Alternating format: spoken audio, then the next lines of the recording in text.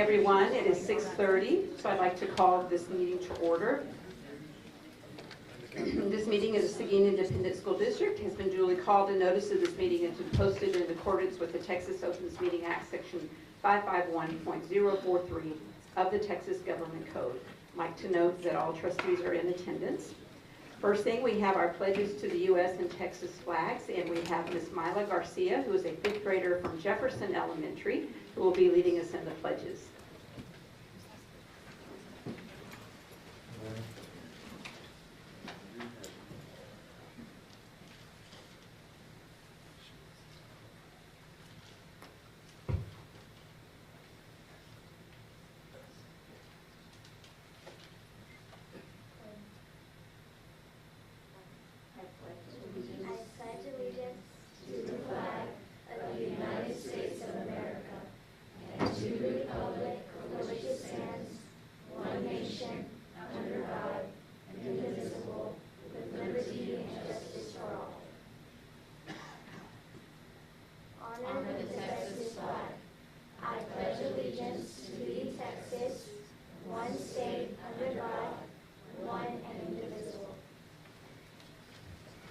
Thank you, Myla. I appreciate it. You're welcome.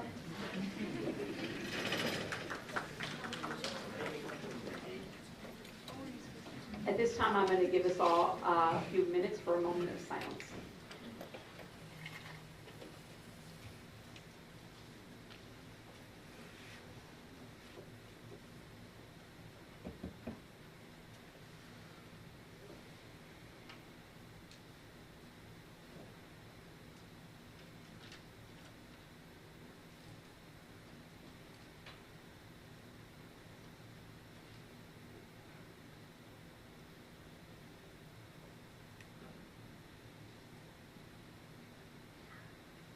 Okay, thank you. All right, next up on our agenda are our announcements from Dr. Gutierrez. Good evening, Matador Nation.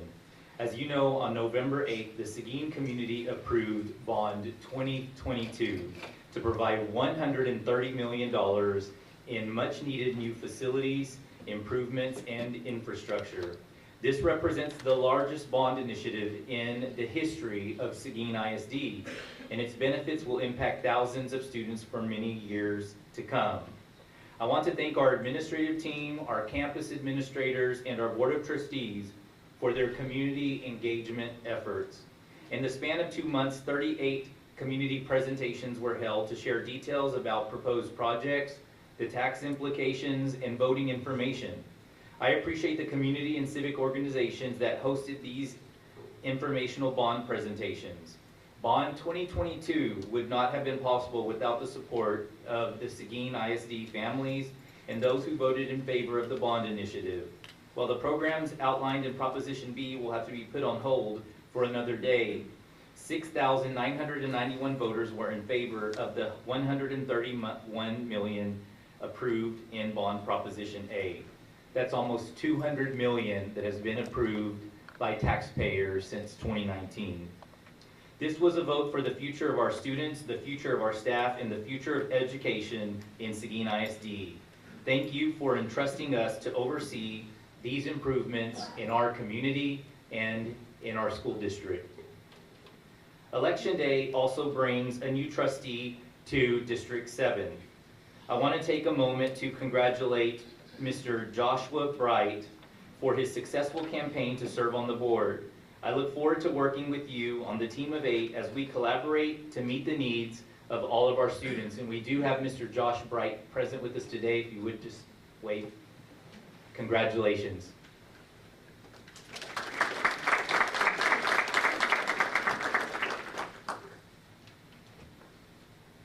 I would also like to take this opportunity to personally thank Glenda Moreno for serving as the District 7 trustee since 2018. Seguin ISD is a better place thanks to your leadership and guidance. It is my hope that you will continue to remain active in our schools, especially on the Seguin Sports Booster Club. We also have a commemorative plaque on order for you, but in the meantime, I would like to present you with a certificate for your appreciation. And I would also like to thank you for your support as we launch Strategic Plan 1.0 and launch Strategic Plan 2.0. And as I stated, we are better because of you, and I am ever so thankful that I had the opportunity to work with you these past 4 years. Thank you, and remember, it's a great day to be a Matador.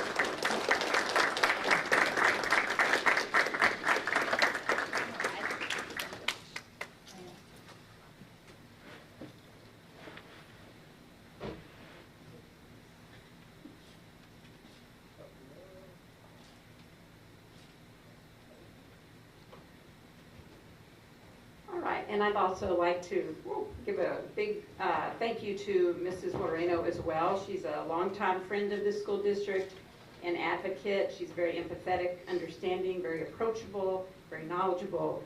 So we appreciate the 4 years we had with you and wish you the best of luck in your new endeavors. And Mr. Bright, you got big shoes to fill here. Okay. All right, next up on our agenda are our board reports, and we're doing something a little different this month. And that is, we created a chart that is up on the screens right now, and we all inputted our information, things that we did up and about and all around the community and the schools. And so that will be on our website. It is on our website as well. So any of you community members can look at that at any time. So we are, at this point forward, going to give one report orally during the meeting. So I'm going to start off and just let you know, I'm probably stealing this from Ms. Moreno as well. But I attended a luncheon for the communities and schools. They brought forward some students who really shared some just amazing testimonials. And it really made me stop and think about all the really great work that communities and schools does in this school district. It's invaluable. It truly is. These students really, really need these services. And I walked away just in awe and wishing that we could do more. All right? Mr. Amador? I have nothing to report. Thank you. Ms. Duncan? Oh, thank you. It's hard to pick one, but I think what I would like to do, I had a bout with the flu, and I wasn't able to go to all of the football games, which I was very sad, but I'm so thankful for the fact that I can listen on the radio, and there were opportunities to watch, so I would watch the TV and I would listen to KWB. And I'm just so proud of what was accomplished this season. Going to the playoffs is exciting, but what's more exciting is to see the true grit that's on the field and the not giving up and the holding your head high, and I applaud that. Thank you. Ms. Moreno? Well, both of you stole my thunder for the evening. But I must say that the luncheon that the communities and schools hosted for community members and also for the school board members was a presentation that was very moving, very heartwarming, and showed us exactly what they do in our middle schools and our high school and 2 of our elementaries. I just hope that this board sees it fit to continue funding that program and maybe increasing the number of counselors that we have, along with the number of elementary schools to be added. Thank you, Ms. Moreno. Mr. Jenkins? Okay, thank you. Ms. Crittenden? I need to report that I need to do that report. But also, I'm going to cheat, as I usually do, and pick 2, because my daughter was in Mary Poppins, and I really can't leave that out. But honestly, the theater department did an amazing job, and the fact that we can get every elementary student there, for a lot of them, it's going to be their only time to see theater. So the fact that the kids put on the show 8 or 9 times for all the kids to be able to see it and put it on at such a high level, and that those kids the little kids can see themselves in those big kids is very heartwarming, and it was an amazing job. But I also got to tour Weiner during intercession and see the relationships that were being built there. And I didn't ask anyone anything, and I'm at Weinert all the time. I didn't ask anybody, to start with. I just went around, and teachers were coming up to me and telling me what a special opportunity it was, and I got to see it on the kids' faces. So those were my two highlights. Thank you. Mr. Guerra? I was able to observe the Character Strong program at the Seguin High School, did some walkthroughs, and also participated in the briefing afterwards, and I was impressed at the engagement that the staff had, and even in the classroom with some of the students. Another item that I did also is AJB, attended some PBLs, project-based learning, and did a tour of the construction. Thank you. All right, moving on in our agenda, we have our campus highlights. We're taking a look at Seguin High School. Ms. Crittenden. This evening, we are matador proud to learn about activities and initiatives in our schools. Let's welcome Seguin High School Principal, Dr. Hector Esquivel, who is here to tell us about a program designed to celebrate students and staff success on his campus.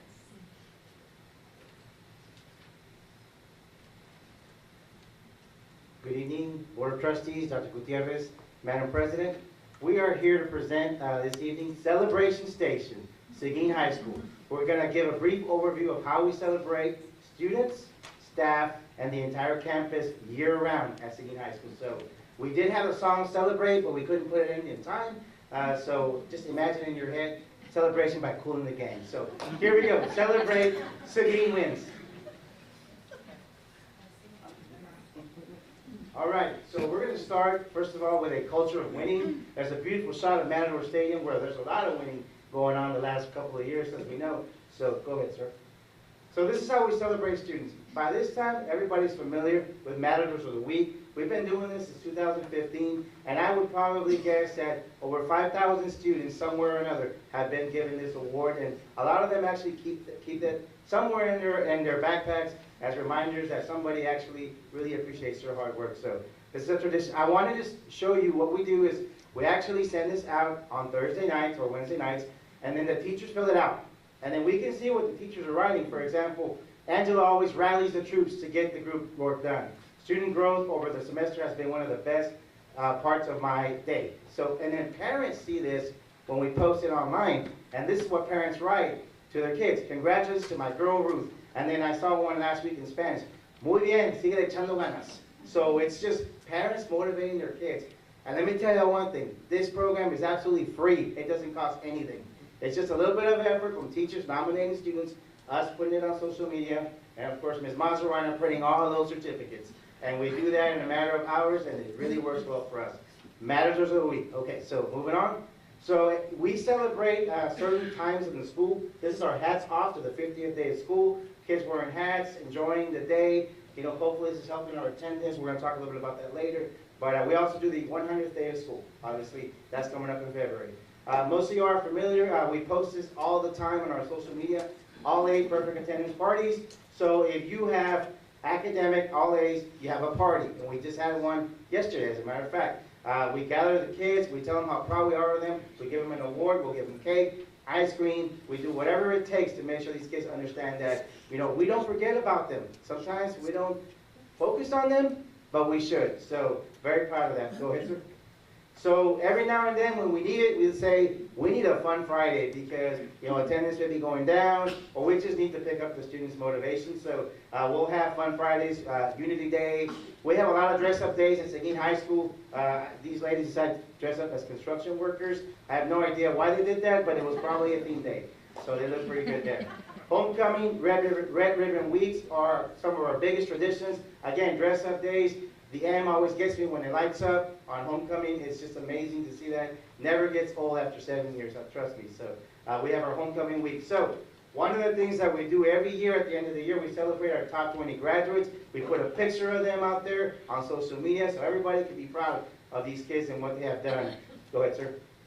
And this is something that we brought in back in 2015 as well, Decision Day. Many of you guys have been part of that celebration. It's an amazing time for our kids to say, I'm going to college, I'm going to trade school, the Army, the military, wherever you're going. We want to celebrate that for our students. Go ahead. So this is something I'm really proud of. In case you guys have not toured the campus, we have an academic hall of fame. These are our salutatorians, valedictorians, and our National Merit Scholar winners. We post them all, and we're out of room already, so we're going to have to get another one. Tony, are you this one, that costs money, man, but we're gonna need it because we want to celebrate our kids. So we are there. So that's how we celebrate students. There's a lot more, but I just couldn't put everything in there, and they told me I had 5 minutes. So, celebrating staff. This is what we do. Lesson of the week. Happy teachers there. We really honor their work because they have to go through a lot. They prepare well, and then if we go in there, we want to make sure they know that they're getting lesson of the week. Go ahead. Matadors Who Matter is something that started last year. This is teachers nominating other teachers about how great they're doing or amazing things they're doing on the campus. Go ahead. So this is our staff appreciation calendar. As you can see, this is developed by our Spirit Administrator, Suzanne Shearhart-Zink. So we have something for the teachers pretty much all year round, and we try to stick to it. Go ahead. So every month we have faculty birthday parties like many of y'all do. If it's your birthday in October, come on down. And even if it's not your birthday, come get some cake after school. So faculty holiday parties, here we are, just throwing food together for our staff like most of our campuses do. It's all about, getting them together, getting them to understand that we care about you, and getting together and knowing each other is probably a big thing in our campus. So go ahead. And of course, we started this past year welcoming our teachers. We put them on Facebook, social media, basically on our campus, just saying, hey, welcome to the campus. Here's something about you, blah, blah, blah. So at least they feel welcome. Go ahead. So every year we have an amazing faculty convocation where we play music. We line up all of our teachers, and then we introduce them like they're part of a starting lineup on a football team or a basketball team. We line up and we high-five all of them. We've been doing this forever. I think Ms. Biddings invented this a long time ago, so we just kept going with it. So a lot of people that have started at Seguin High School say they really appreciate this. We really make them welcome. So go ahead. Every year we gather on the last day to give awards. We give a lot of awards to our faculty. We have Teacher of the Year. We'll have English Teacher of the Year, Spirit Award, Matador of the Year. So some of our teachers really, really vie for these awards, and they're really proud when they get them. So we have this every year. Go ahead. Now we celebrate the whole campus together, so we're just going to go through these real quick. National Honor Society induction, always a special moment for me because a lot of these students work really hard to get to this point, so that's coming up in January. Go ahead. Junior class ring ceremony, which is tomorrow, by the way, so juniors that get their rings early, we do a celebration for them. We have a reception afterwards, really excited, that was last year's. Signing dates, many of y'all have been to those are amazing. Not only for athletics, but we have signing dates for fine arts, for manufacturing, for CTE, and also we have one down there for CNAs. So very important dates for us because this is the future of our students, where they're going. Go ahead. So recently we started working back with attendance, popping good attendance. Again, we like to have parties in Matador Commons or the cafeteria because it's a great space to host a lot of kids. So this is one we had earlier this year. Of course, we document all of our celebrations on Matador Talk. We want our teachers to see that, their relatives, everybody, to see how amazing they are and our students as well. And we also give every shout out in Metcast, which is every day on campus. And we say, okay, congratulations to soccer, cheer, whatever. So we send it in, they say it, and they do an amazing job with Metcast. Go ahead. And I just want to say, transformation starts here. And as always, it's a great day to be a Matador. Guys, thank you so much for Celebration Station. Any questions, comments, or concerns? I was just going to say, a lot of little things add up, but this is a lot. This is a lot of things. Y'all are really, really busy, and I'm sure the staff and students really appreciate all the effort that you put in to celebrating them. So thank you.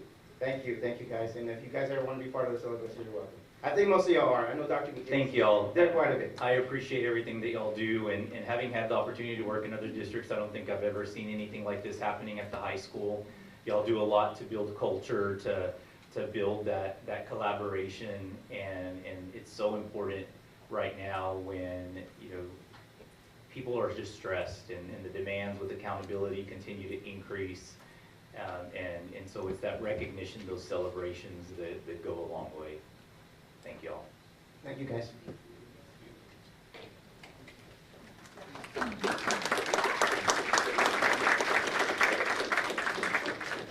All right, next we have our student, staff, and board community recognition. So I'm going to turn this part of the meeting over to Dr. Gutierrez and Mr. Hoffman. Good evening, President Thomas Menez, Dr. Gutierrez, and trustees. Each month, our campus principals designate deserving students we are privileged to honor during our monthly regular school board meetings, and tonight is no exception. 3 of these outstanding students are with us. Please step forward, students, with your family as we announce your name. And I'll turn, pardon my back. Jeremiah Garcia.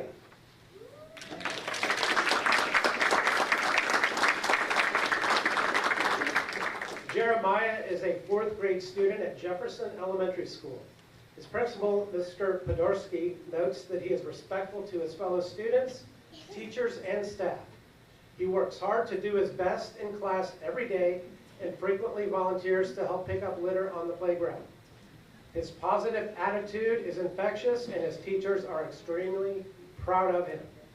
Jeremiah's parents are Sabrina Rangel and Moses Garcia. Congratulations, Jeremiah.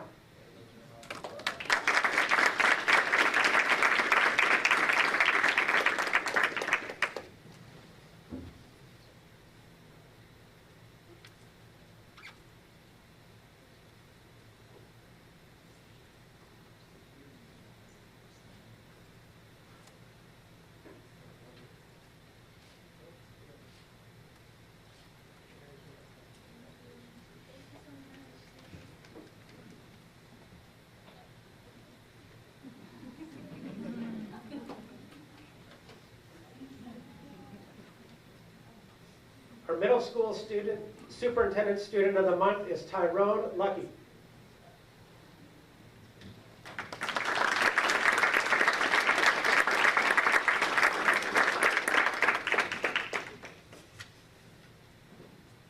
Tyrone is an 8th grade student at Barnes Middle School.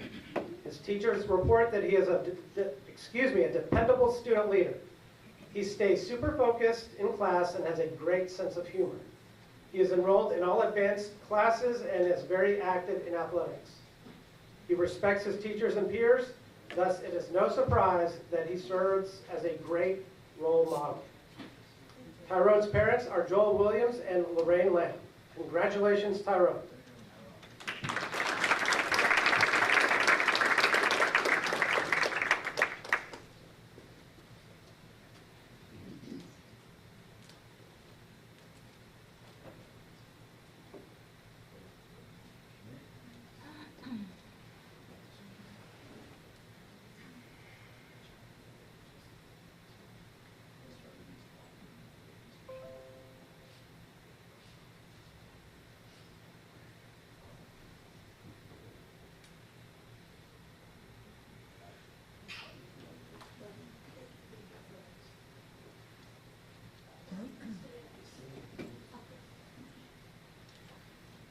Next up, for high school, we have Yvette Hernandez.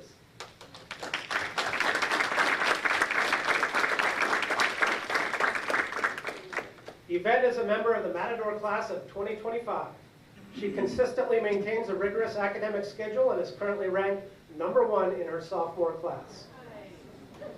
She is active in Business Professionals of America, where she was a state qualifier last year.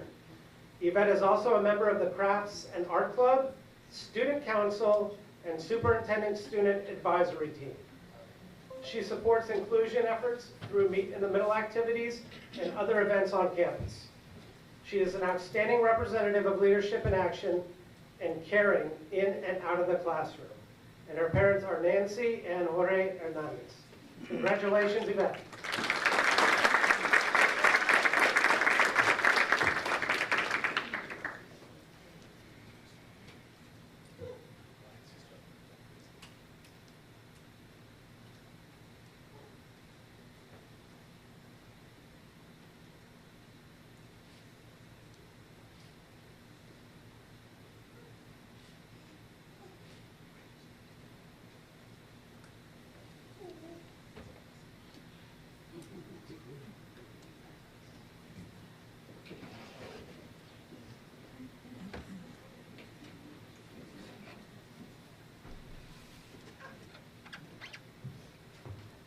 Congratulations to these 3 outstanding scholars.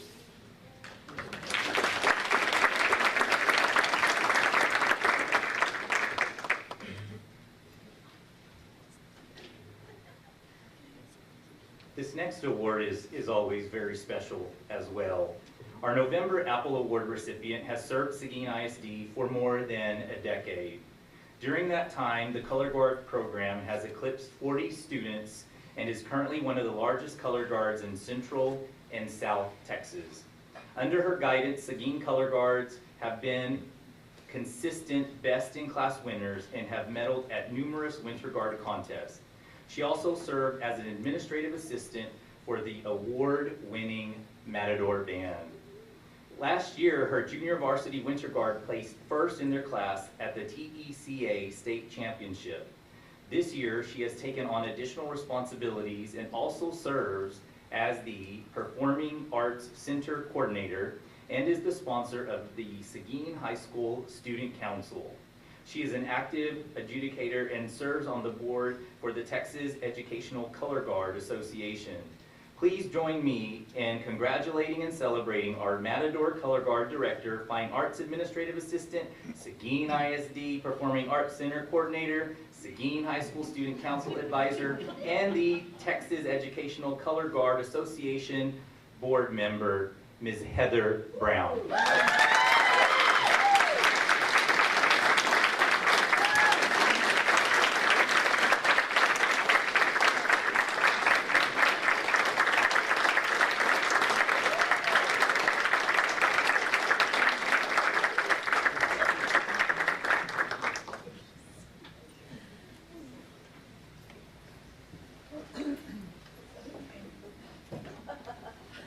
Don't eat it.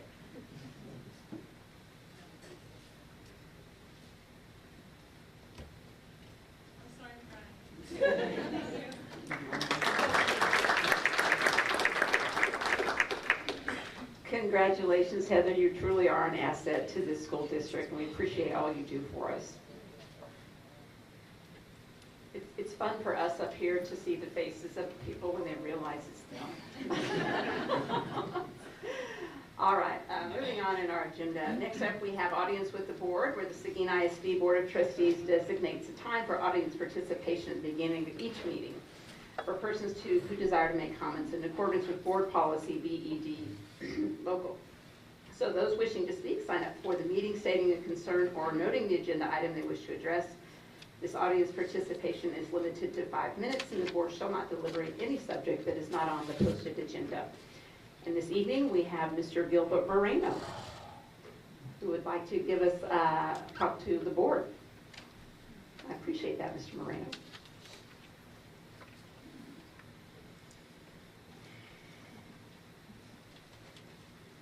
Mr. Moreno, I'll be your timer. Good afternoon, Dr. Gutierrez, and the rest of your team that's behind you and behind me. And good afternoon, Cindy and board members. Thank you for 5 minutes. Long time, but it's a short time. By the way, my name is Gilbert Moreno, and Glenda is my wife. And what could I say on the last meeting here at the Seguin meeting room? Well, I could go on and say a lot of good things about my wife, but today is a salute for the whole board, okay? Because it's about us and not about I. That's what it is. Thank you for caring enough. Caring for each other, caring for your school district, and caring to welcome the new board member, Mr. Bright. If I use the word Gigi, it's because all the grandkids call her Gigi. If I call her mom, because she calls me dad. If I call her Glenda, it's because I'm mad and she calls me Gilbert. Yeah. But thank y'all for caring enough. And you know what I'm talking about, to help Gigi on and off car and around here also. You know what I'm talking about. Yeah. Thank you for making the difference. Again, I'm going to repeat, it's about us, you all. It's not about her, but not about I. Thank you for making a difference and being the envy of a lot of school districts. Yeah. Because you're doing the right things. You're doing the right things for the school district. Thank you for your long hours. Like I know my wife spent a lot of hours at home and also here. Thank you for your long hours, because that's a commitment that y'all have made as school board members. It's no wonder, it is no wonder that this school board has been the example of a lot of school boards, better than the average. That's why you've been recognized on a state level. Yeah. Thank you so much. You've been a great example, and I know that you'll continue being the best that you can be. Thank you, thank you, thank you. Can I ask you one question? Can I kiss and hug my wife?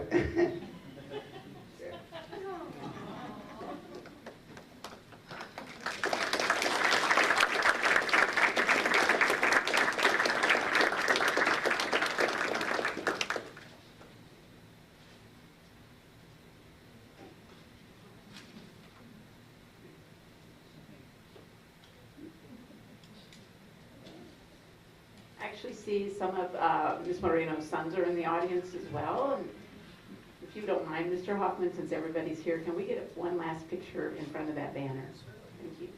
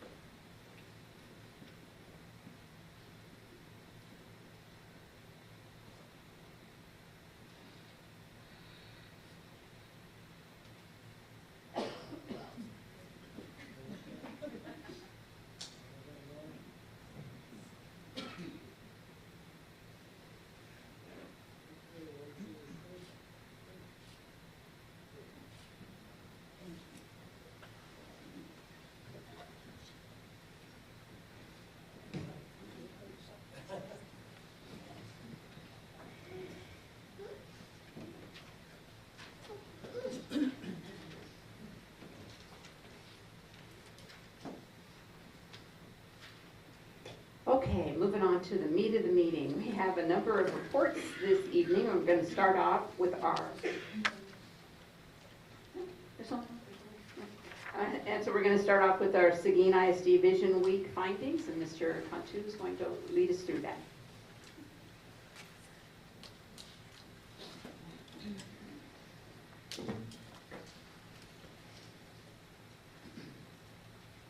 Good evening, President Thomas Jimenez, members of the board, and Dr. Gutierrez. This evening I want to share just a few slides of the Vision Week findings from 2022.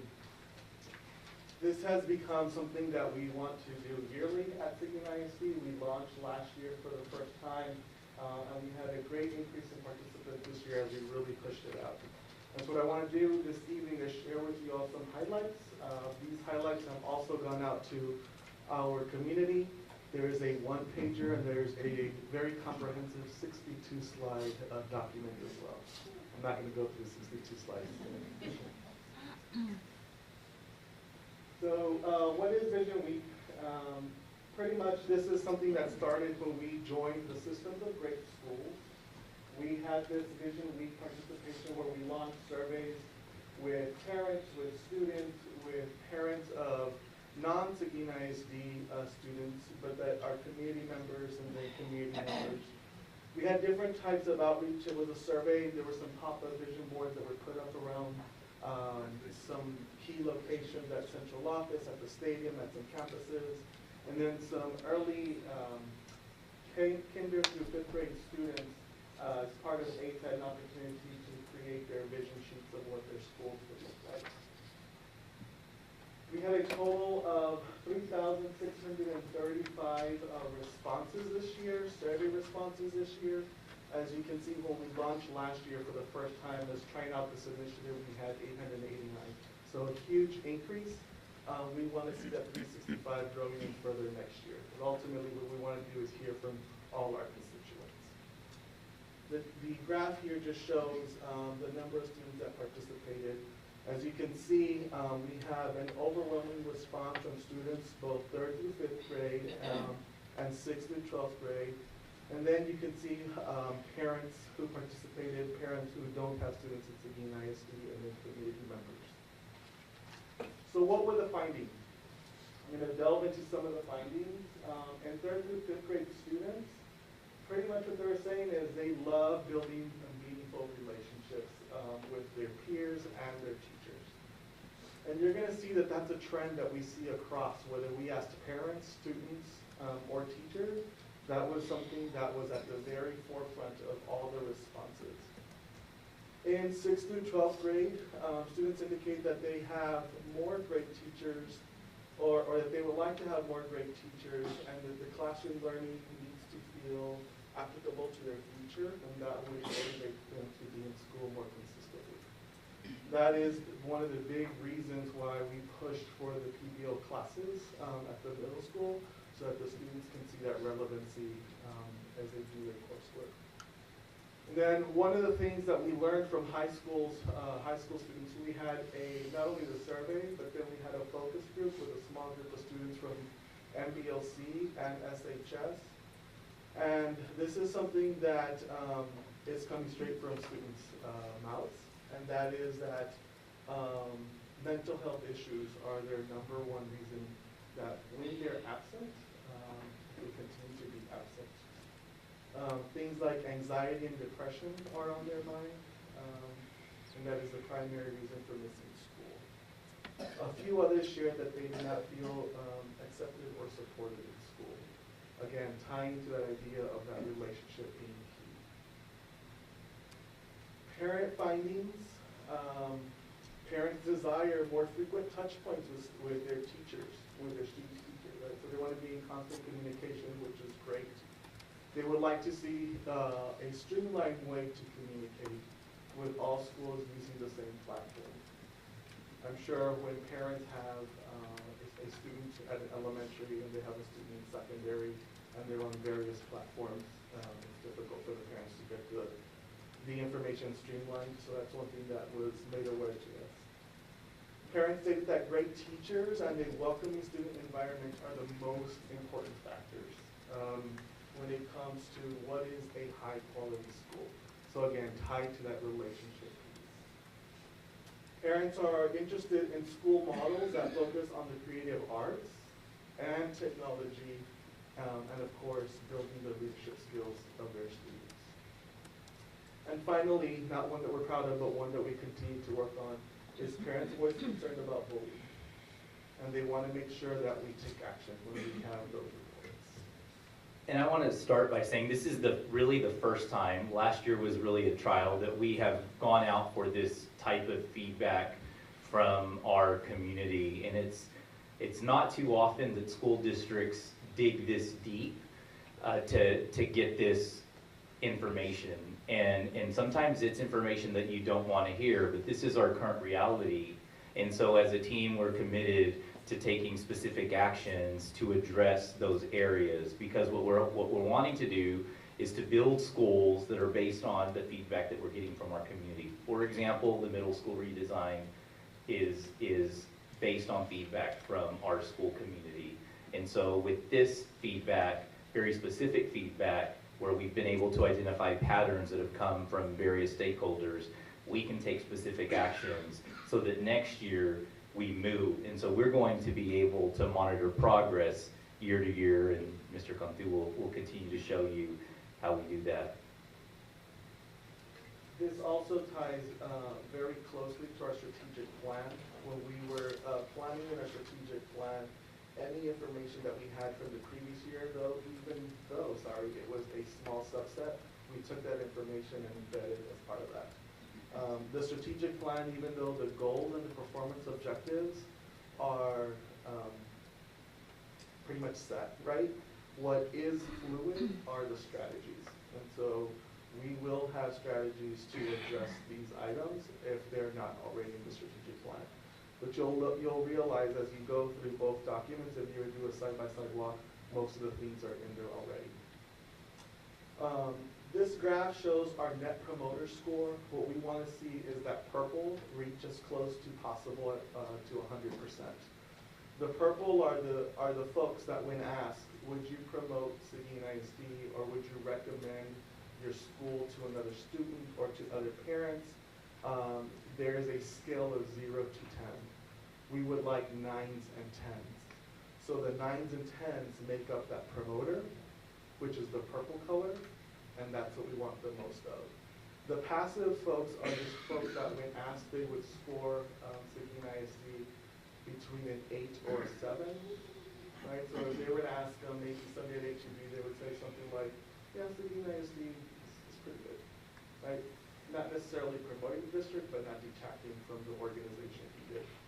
And then the last one, the detractor, are the folks who, for whatever reason, aren't speaking highly, right? So those are on a range of 0 to 10, between 0 and 6.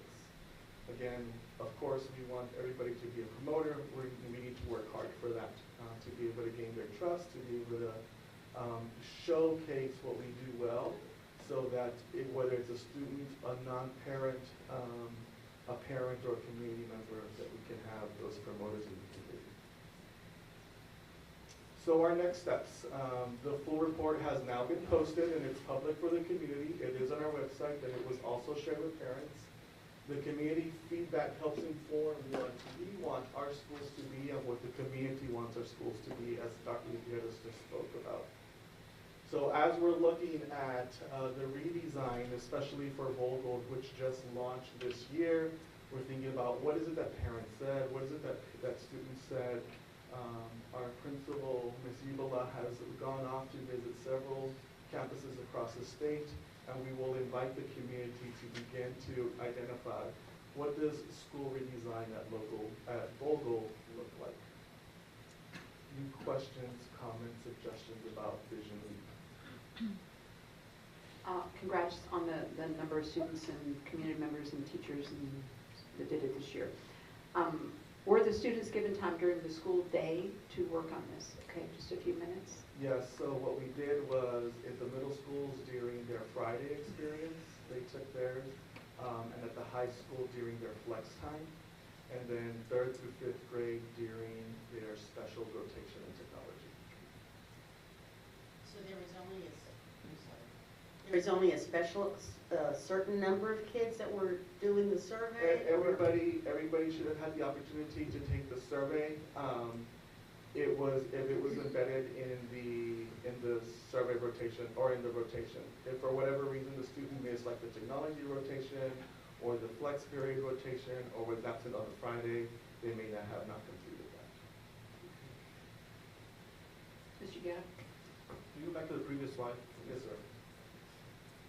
So on this one, just to pick one as an example, like a parent, where it says the net promoter, do we ask them why they feel so low? There is not a follow-up question. The question is for the parents. I believe it's would you recommend Seguin ISD to another parent? And that's the only question we ask. So we will do this twice a year, at the fall and in the spring. And ideally what we'd like to see is every time we have the survey out there that we see an increase in the promoters. But Yeah. there is not a follow-up question. It looks like those 6 to 12 grades, we really need, and judging from what Dr. Diaz showed us, not Diaz, I'm sorry. Oh, thank you. Thank you, Bill. I think that hopefully these kids are getting more excited about being at the campus at the high school anyway, and then we're going to hear from the middle schools in just a bit. So I'm going to make a prediction that during the spring Vision Week, we'll probably see those numbers jump. I think so, and we have to keep in mind too that the middle schools have not had cell phone usage now for a couple of years. In the high school, started year 1. That's not a very popular move, and our kids do not like it. And I was having conversations with some other superintendents the past couple of days. Kids do not like it, but they do agree that it has helped them focus better. It's increased engagement, and so that's also going to take time because that has not been a popular decision. But I have to say, this is a bold action that we're taking as a school district to go out in our community and ask them this question. That doesn't happen. And so this is going to allow us to really gauge where our community is, and then we're tasked with ensuring that we're putting in place those specific actions that are laid out within our strategic plan. When is the second one coming out? The second one is slated for April. April.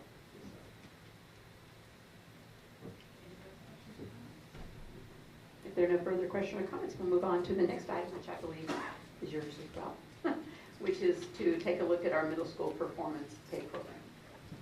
As you all know, we have invested heavily in our middle schools through various different ways, and this is our latest iteration of continuing to invest in our middle school students, because we are very committed to turning around the performance at the middle school. So this is a one-time performance pay initiative that may tie closely, we will talk about it in a little while as well, to the teacher incentive allotment. What I want to share with you all, though, is that all this is still tied to what we believe in, right? Which is ultimately that we want to create and support our future-ready students, and that we value and support our staff. So our goals, especially if you look at goal 1, 2, and 7, it's about student academic performance. And we believe that this will help drive increased student performance when we honor teachers who are doing their very best and increase in student performance when it comes to STAR. So the performance pay plan is being developed. We have spent lots of hours really looking at the different data trends for students who are in middle school, going all the way back to when they first tested in 3rd grade. So Christine Miranda, our data fellow, has really gone literally student by student, cohort by cohort, and analyzed student performance. And what we want to do is for every middle school teacher who teaches a STAR-tested content area and meets the performance goal set for this year, they would be awarded $5,000. The goals are set by class type, and I'll share what that looks like in a little bit. And these goals, if met, would allow the campus to earn a B rating in growth, the way we know the accountability system to be right now. The accountability system, unfortunately, is not set for 23, right? So we are taking our best guess on what we know based on what TEA has shared with us as to date. So just a reminder, the 2022 accountability system and the 2023 accountability system still will have 3 domains. You all know very well that domain 1 measures just student performance. Again, we're looking at middle schools. So here we show the high school, but this has nothing to do with the high school at this point. It's only about middle school STAR performance. Domain 2, part A, you'll look at the top part. It's about student growth. We know that there will be a student growth component in 2023. We just don't know what that will look like. The state has not told us as of yet. There will still be some relative performance. So the second part 2 growth will also be available. We still don't know what that will look like, but we continue to receive information from TEA, and we put it out as soon as we find out. And there will still be a closing the gaps, which is domain 3. So knowing that that exists, knowing that there are still targets for our middle schools, here's what we want to do. So we have calculated this, like I said, over data trends for each cohort and each grade. We looked at the current cohort performance on STAR last year. We looked at our district goals and said, where do we want to be as a district, and took that in consideration. We looked at the required calculations to be a C or better in just pure performance, or a B or better in growth. And here are the cut scores that we would like teachers to hit. They're doable because this is based on how students have performed in the past. So for example, when I said that we would award based on class type, you'll notice that it's one of the examples says sixth grade math. Approaches, we want to hit 65%. Meets, we want to hit 30%, and masters, 12%. At the advanced level, you'll notice that it says 98%, 90, and 60. There's a huge difference between those two. The difference is that one is on-level math for our students who are taking regular sixth grade math. The other is the advanced level math, the students who we know will take Algebra 1 by 8th grade. So those are our students who are already performing. 90% of those students are probably performing at the meets level. In other words, they're on grade level, and the master level is 60%. Some teachers only teach on grade level courses. Some teachers teach both. We have maybe one or two across the district, and some teachers only teach the advanced. If I'm an advanced level teacher, I am expected to hit the 98, 90, 60. If I'm the on-level teacher, I'm expected to hit the 65, 30, 12. That is what we mean by each goal is set on the class type. So you'll notice we did the same thing for sixth grade, advanced math and math, 7th grade and 8th grade, with Algebra 1 being that advanced math. We did the exact same thing for reading. There's also an on-level reading course and an advanced reading course. And you'll see the cut scores that were also set for each of those courses, 6th through 8th grade. We looked at all tested subjects because most definitely reading and math are important, but so are science and social studies. And so we looked at 8th grade. In 8th grade science, there's an on-level science, there's an advanced science, and then there's a GT science. That is how we serve our GT students in middle school, or one of the ways we serve them is through that GT science class. And you'll notice that there is a difference there. And then for 8th grade, there is an on-level 8th grade social studies, and then there's that pathway also for students who take the advanced level. So those are our cut scores. That is our plan. But it also has HQIM implications. So we know that we have invested in a new curriculum for reading, for math, and we haven't talked about it much, but also for science. So what this does is it ensures that we have grade level appropriate TEKS every single day in the classroom, that it's aligned to evidence-based best practices, and that we support all learners. That's why we say HQIM is non-negotiable, and we continue to push that we get better and better at implementing this new curriculum every single day. We have frequent progress monitoring that's embedded through the different assessments, and we will keep track of these assessments as we go through, so that teachers also know how they're performing based on the goals that they have to hit. And then we have implementation support that is provided at the district and at the campus level.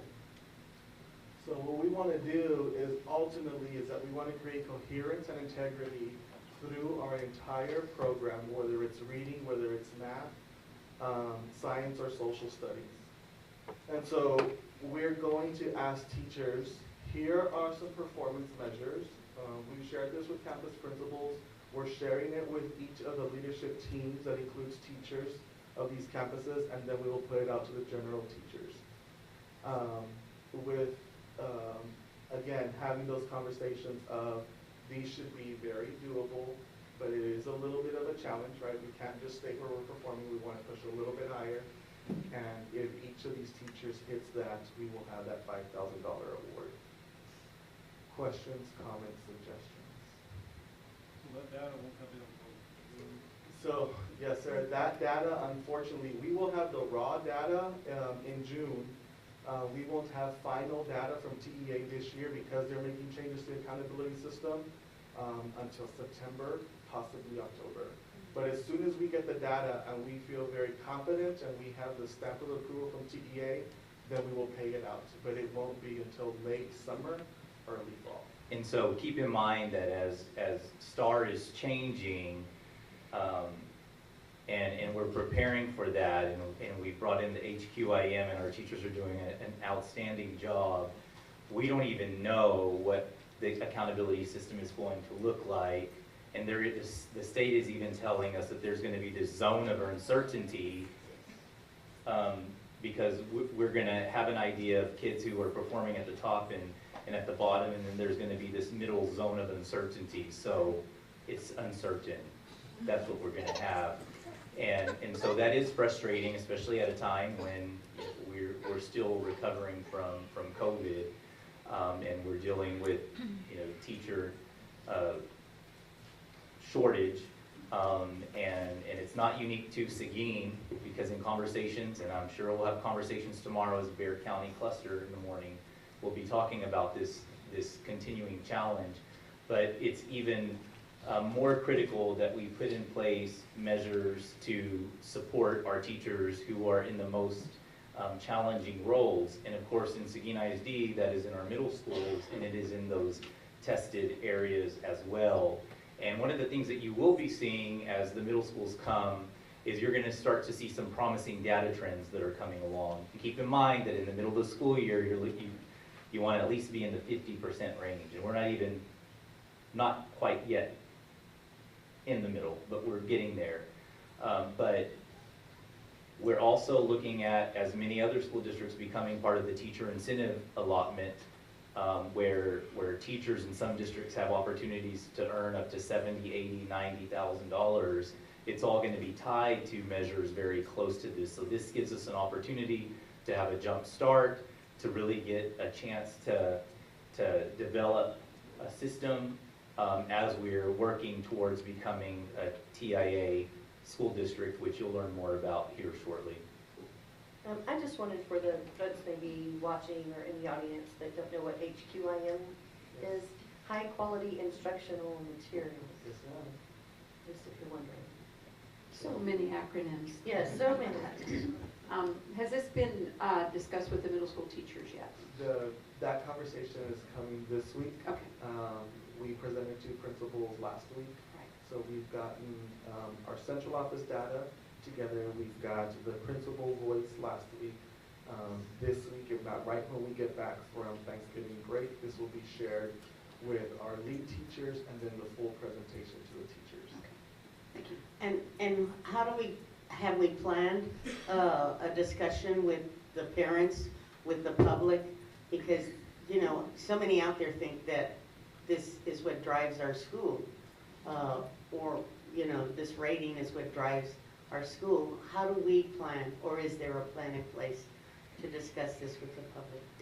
There's opportunities for the public to come and listen on a monthly basis, and I would encourage people who have concerns about our accountability and how our middle schools are performing. This is why we put in place this mechanism to give these monthly reports, so that we can be very transparent with our middle school accountability. But I also want to share, and the commissioner has presented it, that was it 30% of the B-rated school districts, Mr. Cantu, that should be low-performing school districts. So I want people to also understand the nuances with this accountability system.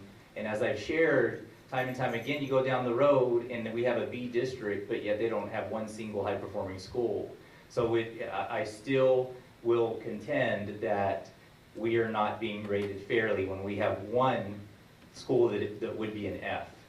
And the commissioner himself has said that 30% of those B-rated districts should be low performing. So we obviously have an issue with the way we're rated, and unfortunately, we don't have a clear picture of what the accountability system is going to look like. So we're doing our best, and so this is another effort to ensure that we can continue to carry that work forward while supporting our teachers our teachers have the hardest job in this school district, and especially at the middle schools that are turnaround middle schools. The issues we're having at the middle schools are not brand new. They've struggled, we've barely gotten by. And so this is another effort on top of everything that you've been hearing about on a monthly basis to make sure that our kids and our teachers have access to the absolute best resources and support and curriculum to be successful. And we're starting to see that progress, and that's why we partnered with System of Great Schools, and that's why we monitor in a high level way and provide these opportunities for the community. And if the community can't come, we understand. We stream live, and we also post these videos on our YouTube channel for our community to have an opportunity to learn about what's happening in our campuses. And I also open it up to, you know, while we're talking about middle schools, you know, we need subs, we need volunteers, we need mentors, and there's still some people out there who are harshest critics who have yet to sign up to come and help us. And so our middle schools, they're sitting back there and they say it, they need mentors, they need subs, they need volunteers. Middle school is not as scary as people think. They're just bigger kindergartners at middle school. And we're doing everything we can to support our kids and our teachers are just going above and beyond every single day at our middle schools, and I'm amazed, and for those of y'all that have had an opportunity to walk alongside, amazed at the work they're doing. And this is a way to reward and incentivize those who at the end of the day are going to be held accountable along with me for our academic rating. And it's the teachers who are teaching 7th grade math, 8th grade RLA. Can I ask a couple questions? Could you go back to the slide with the math? There we go. Can I ask a question about why the 7th grade advanced scores, why those are so much lower, those numbers are so much lower than the other ones? Right. If you remember, 7th grade for the last couple of years has been the lowest performing pretty much subject across the district. And so we're very aware of that. And so we also don't want to create a target that seems unattainable for the teachers who are teaching it. Okay. And so we looked at data again all the way from 3rd grade, 4th grade, 5th grade, 6th grade. And we also looked at what's happened between 6th and 7th. And we came up with something that we thought was just right? Not where we know we're going to land, but just a little bit higher where we could land. And that is what we came up with. We've had lots of conversations about, could we go 2 extra points, right? Could we push here? I didn't know if it was that cohort of students or that test. Yeah, so it's mainly the test. And then if you're a teacher that's eligible for this incentive, do you need to meet all 3 of those goals? Yes, so we would ask that you hit the approaches at, say, for example, your 6th grade math at 65% or better, the meets at 30 or better, and the masters at 12 or better. And they're already tracking this data in their PLCs on a weekly basis. Our administrative teams who are here today will show that data. And so they are constantly monitoring and they're reteaching, they're utilizing that Friday time as well, that grow period to provide that intervention or that enrichment. So this is the work that they're already doing every day. Any further questions or comments? Okay, well, this leads right into our next information item, which is the Seguin ISD Teacher Incentive Allotment, or TIA plan. I'm actually going to turn that over to Ms. Cindy Moreno. We're working collaboratively, but this has been a huge lift from HR. We wouldn't be able to do this without them. Good evening, Madam President, Dr. Gutierrez, Board of Trustees. So now let's talk about how we can incentivize our hardworking teachers.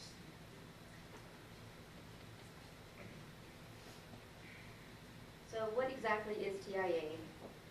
It was established by HB3, and its goal is pretty simply to see how we can get our high-performing teachers to make 6-figure salaries. That was the goal in mind. We want to help school systems reward, retain, and recruit highly effective teachers. And the funding formula prioritizes high need and rural areas. Besides retaining, rewarding, and recruiting highly effective teachers, ultimately we want our most effective to be at our most challenging campuses to increase equitable distribution of our effective teachers. So why TIA? It supports districts in independently building and sustaining strategic compensation systems. We want a plan that incentivizes our best teachers to stay in the profession and to make teaching a more desirable career choice. And so how does this support the teaching profession? Well, as you know, we've had lots of challenges. We've had high teacher turnover historically in education, especially in those first 5 years of teaching, which is the most challenging. There's disproportionate placement of beginning teachers at those high-need schools. We're seeing the most turnover at those schools, so we're getting the new teachers back in there, and it's just a vicious cycle. And that perception that teaching is not rewarding teachers for their effectiveness. So the system we have in place, every teacher's on a step. They get paid all the same amount of money. So there's that perception that, you know, if I'm a really outstanding teacher, I'm not getting incentivized to be the best. So some of the positive impacts of this system would be to get our teacher appraisals to be more accurate, to lead to continued development and growth, to recognize teacher effectiveness, which in turn is going to lead to improved practices. This will increase retention of our effective teachers, recruit effective teachers into our district, and then, again, of course, our ability to reward those teachers at our high-need campuses. So some of the key points of the TIA is that there will be 3 designation levels. You could be recognized as a recognized teacher, an exemplary teacher, or a master's teacher. Each teacher would have the potential to earn between $3,000 and $32,000 per teacher per designated teacher. Of course, there will be greater funding at high needs campuses for those rural campuses, and these formulas are based out of TEA, and they come up with the allotment amounts. At least 90% of the funds will go to teacher compensation, and that's directly to the teachers that are impacting our students. Once a teacher receives a designation, they hold that designation for 5 years. Regardless if they stay at the same district or they move to a different district, they will have that designation. So there's 2 ways that teachers could earn a designation. They could earn it through a local designation system, a system that is created at a district level, or if they're a nationally board certified teacher, they automatically receive a designation.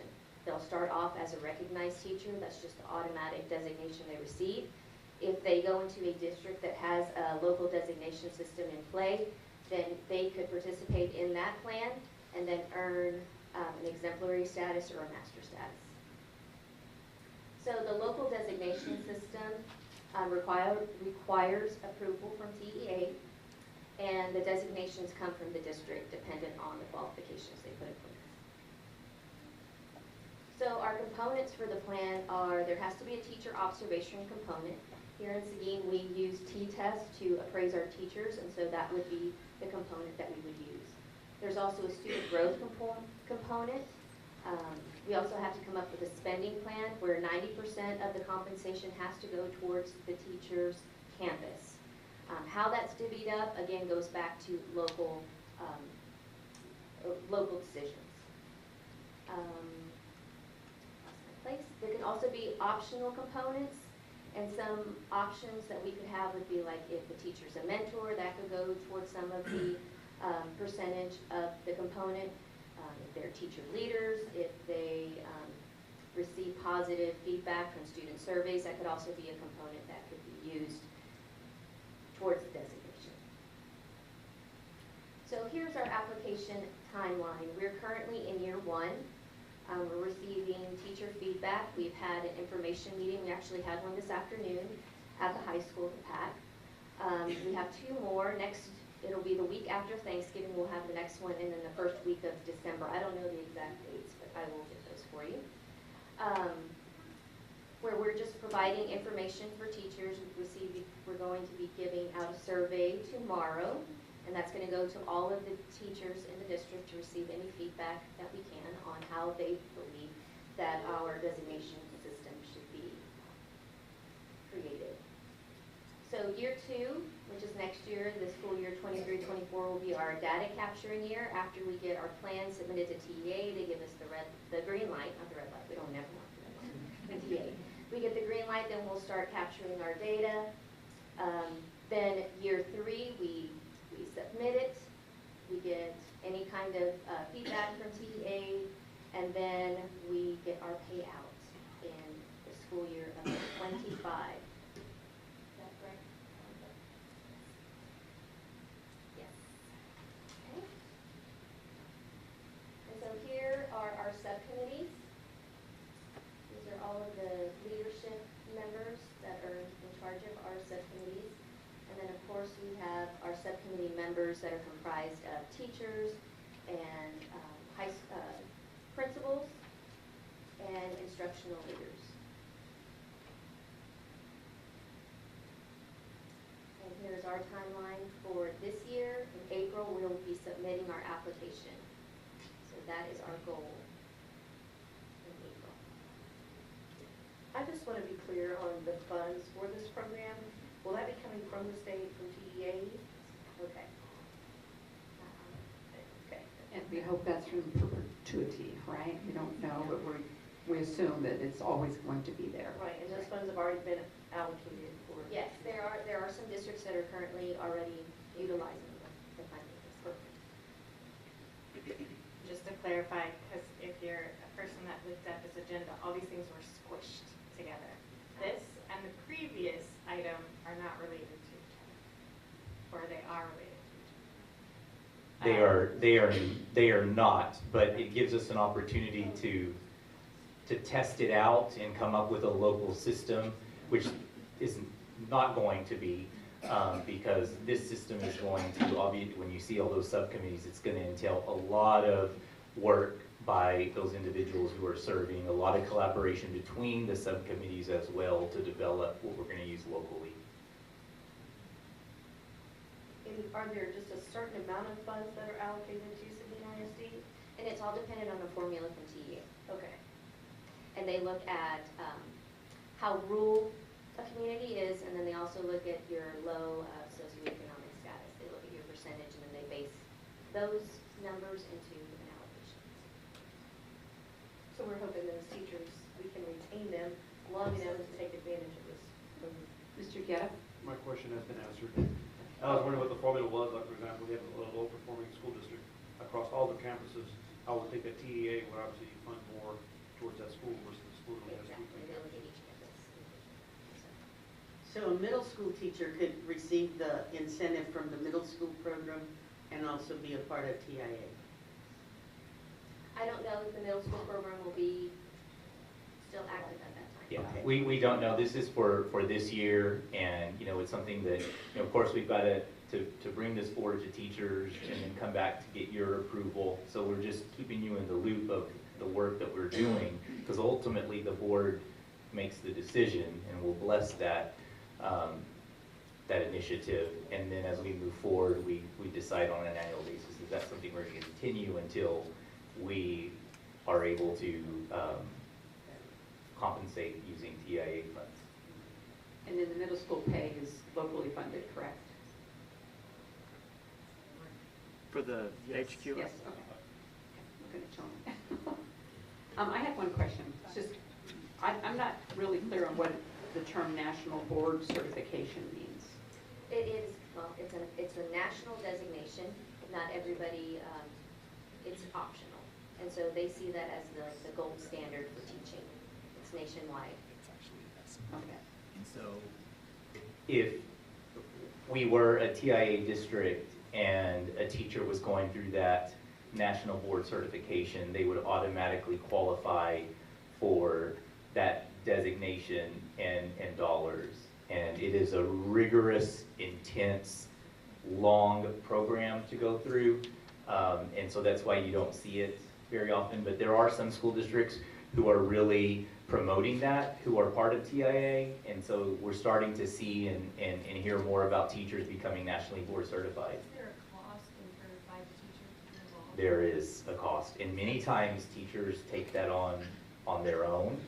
I've been in places where teachers took that cost on because they just wanted to get that certification, but there are some districts that have covered that cost. And we'll talk about that as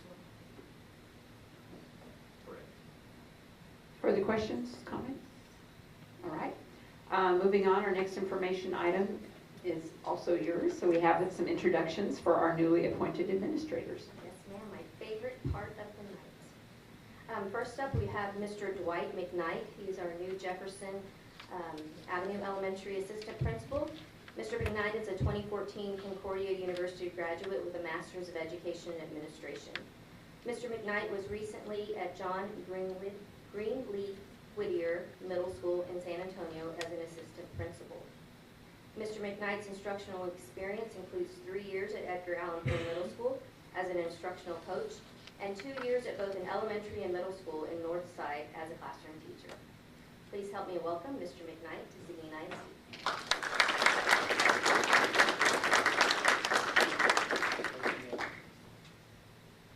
Good evening, everybody. So I thought I might try to wing it, but then I was like, well, let me be prepared, right? So, good evening, President Thomas Menes, trustees, and Dr. Gutierrez. I want to thank you for your trust in allowing me to be a part of the Matador family. I can't express enough how fortunate I am to have ended up at a campus with such a supportive community and a staff that is eager to work with them to grow children. In the short time I've been here, I have seen the power of what our village can do to help exceptional students become exceptional citizens. So thank you for the opportunity. Well, welcome to Seguin. We are glad to have you on board. Very happy. Thank you. Next, we have Miss Jennifer Hendricks. She's our new Vogel Academic Dean. Miss Hendrick is a TEA recognized exemplary educator that will now be Vogel Elementary's new academic dean. Ms. Hendrick holds a master's in math education from Western Governors University in Indiana. Ms. Hendricks has invested 20 years in education both in the state of California and Texas. Please help me welcome Master Educator Jennifer Hendricks.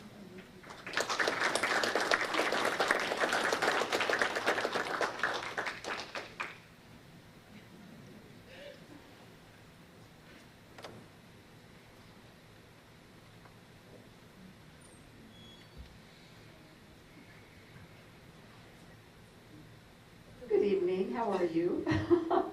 Welcome. I'm very much as prepared. I will say though that I'm absolutely thrilled to be able to make this step, and I thank you for this opportunity to serve your students and teachers, soon to be my students and teachers in Seguin ISD. I've been waiting for this type of opportunity for a really long time, and I'm super excited that it's here. So thank you so much for this opportunity. Welcome.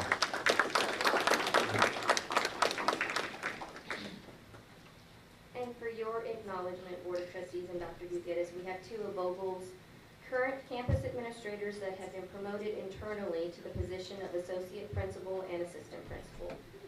Miss Emily Rohde was previously the assistant principal and now the associate. Miss Rohde has 21 years with Seguin ISD.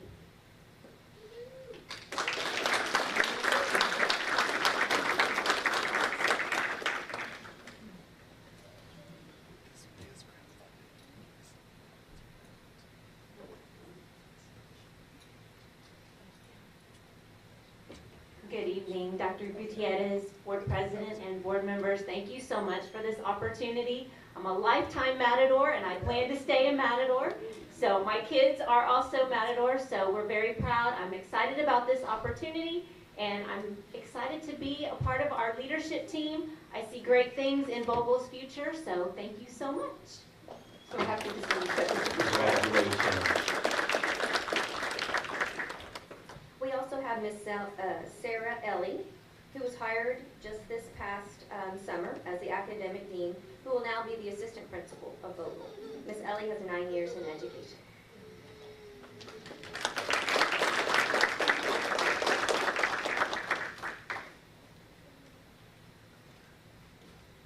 Good evening, y'all. I just have to say, since I've been in this district, it's felt like home. It really has, and so I'm very honored and humbled and excited to continue to serve.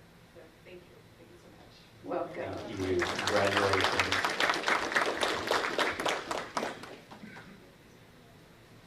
All right.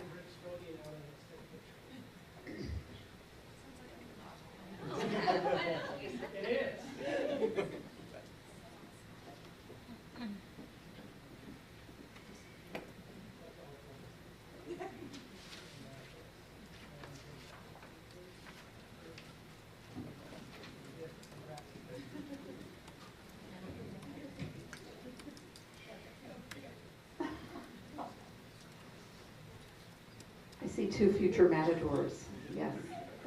Current matadors, sir. Current, okay, good. Congratulations to everybody, we're happy to have you.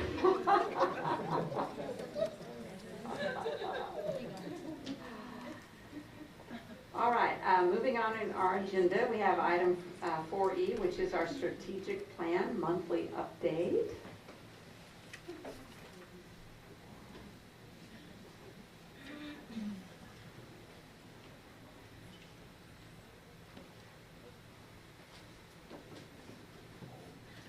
This evening I bring you the latest updates from our strategic plan, and as you all are very familiar now, just reminding us that all this is tied to our 4 priorities, our 7 goals, our 30 performance objectives, and 80 action items. Lots of work that we are engaged in. But I wanted to just give you all an update as far as how we're doing with each of the task forces. So this is the task force that I lead, it's the Equitable Student Experiences Task Force. We're nearly off track with one of the items there. We will be on track the next couple of months, hopefully. The College Career Military Readiness Task Force is working very diligently. They're on track and they've completed one of their items. The Blended Learning Task Force is on track on 2 of the 3 items. HR is on track and has completed 2.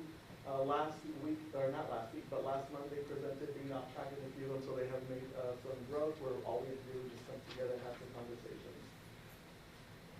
Community Engagement Task Force is on track.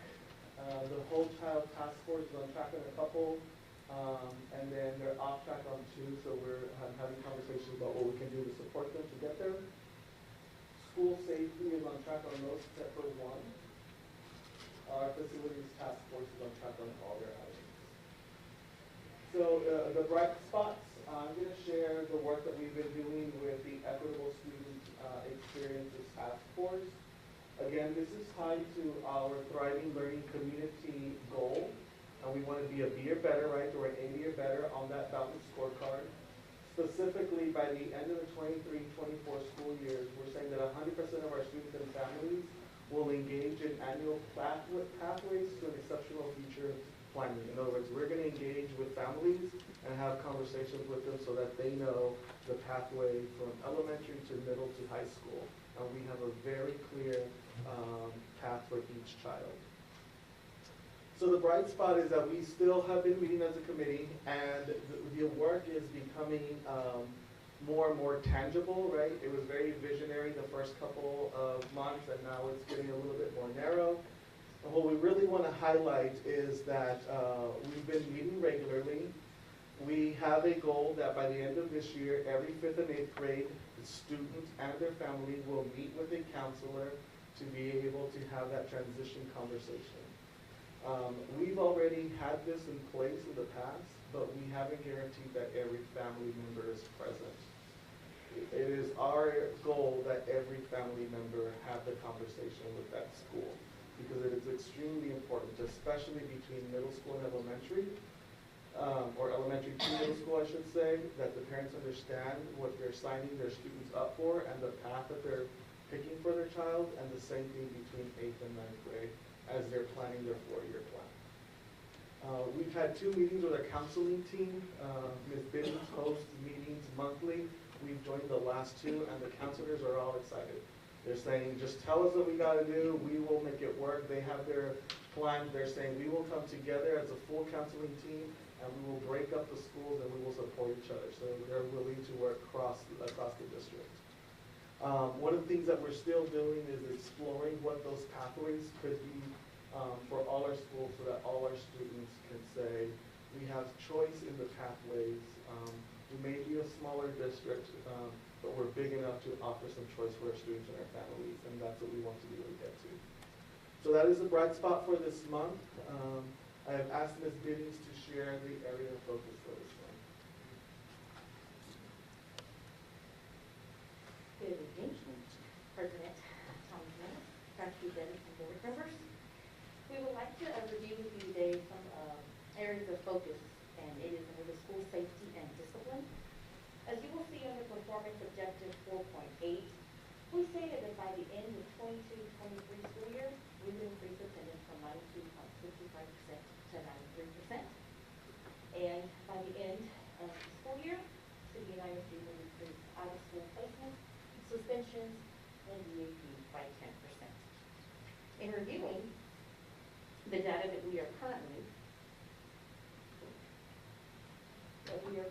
at, we want to ensure that Seguin High School discipline supports and restorative practices can be fully implemented, identifying potential and existing barriers and problem solve. Some of the barriers are a reset center, that we are not fully staffed at the moment, balancing academics and student culture, campus roles and responsibilities. We need to ensure that discipline data is included every week in our weekly check-ins that we have with the campus. And just recently we held a cross-departmental district meeting to refine the systems so that campus data can be pulled easier.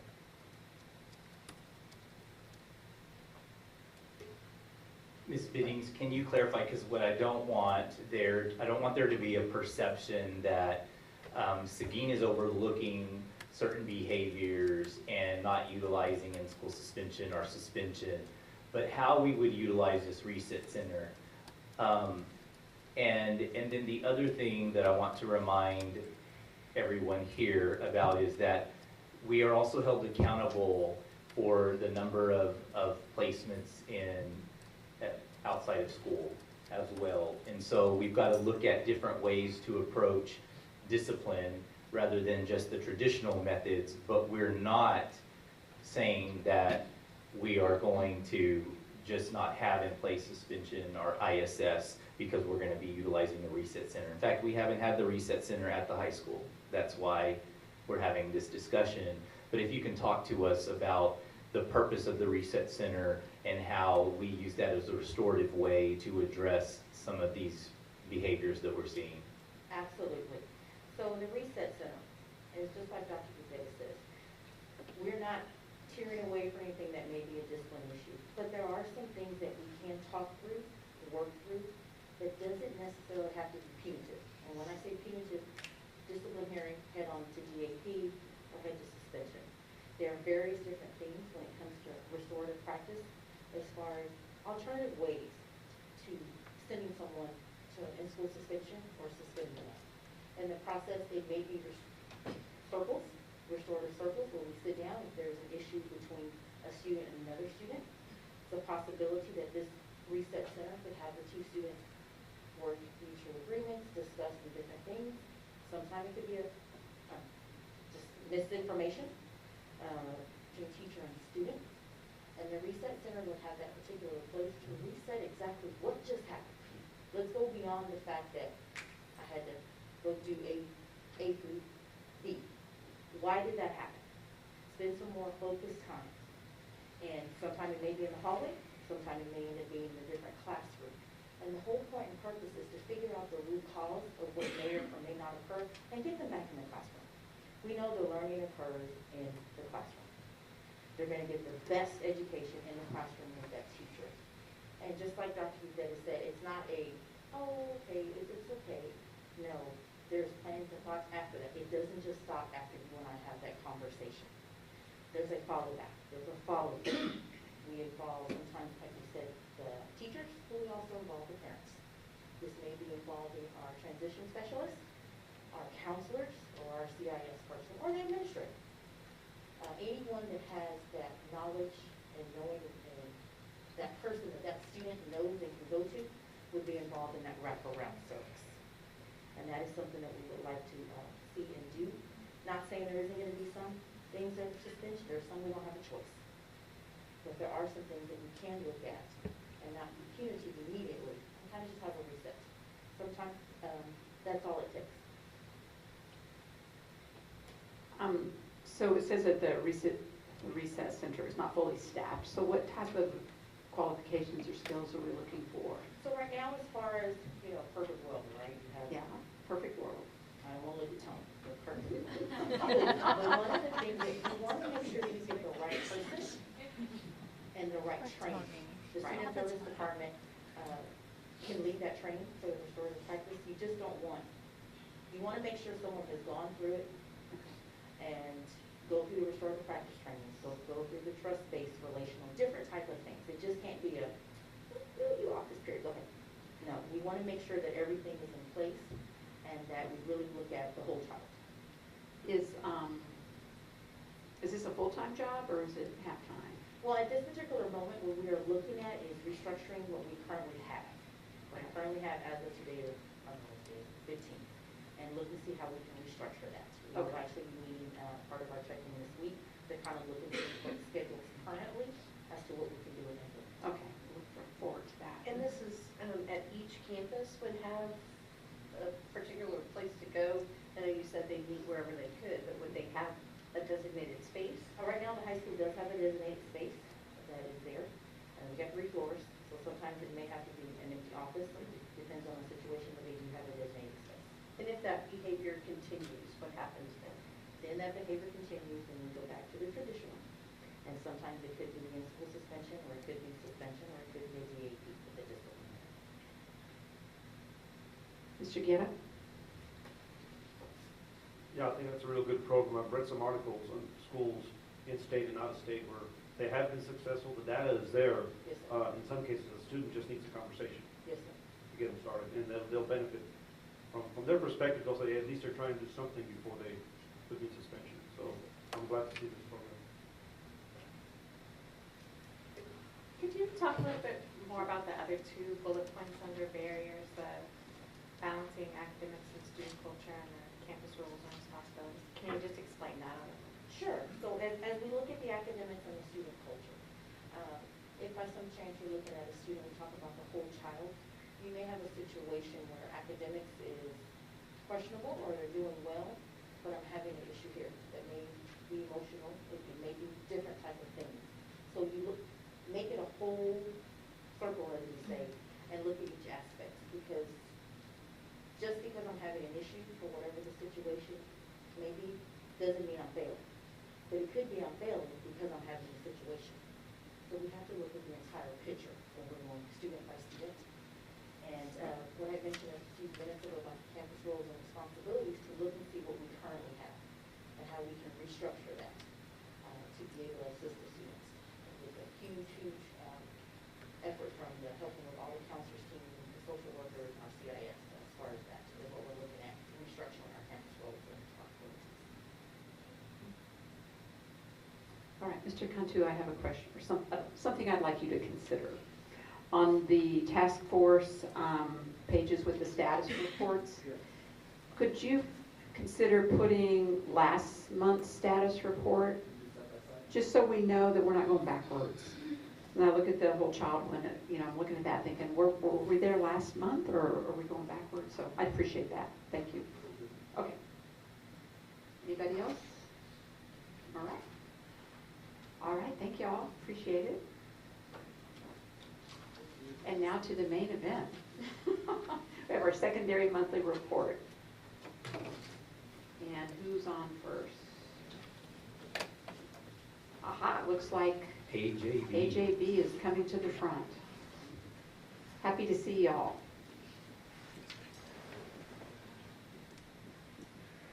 Mr. Ariola did a good job last month soloing. Yeah. I got to see it. It was online, yes.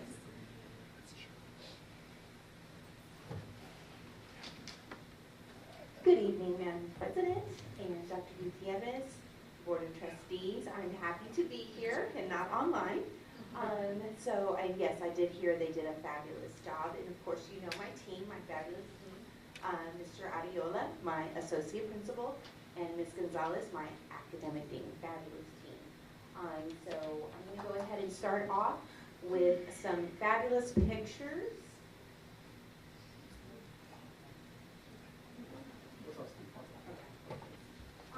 And so here we have pictured our students and our teachers. We had the great pleasure of hosting our Systems of Great Schools. And as you can see, we have our students being ambassadors for our project-based learning. And just, very proud of them taking the lead, being able to answer questions, and just great proud moment for AJB to see our students and what they're doing in the classroom and in their project-based learning classes as well.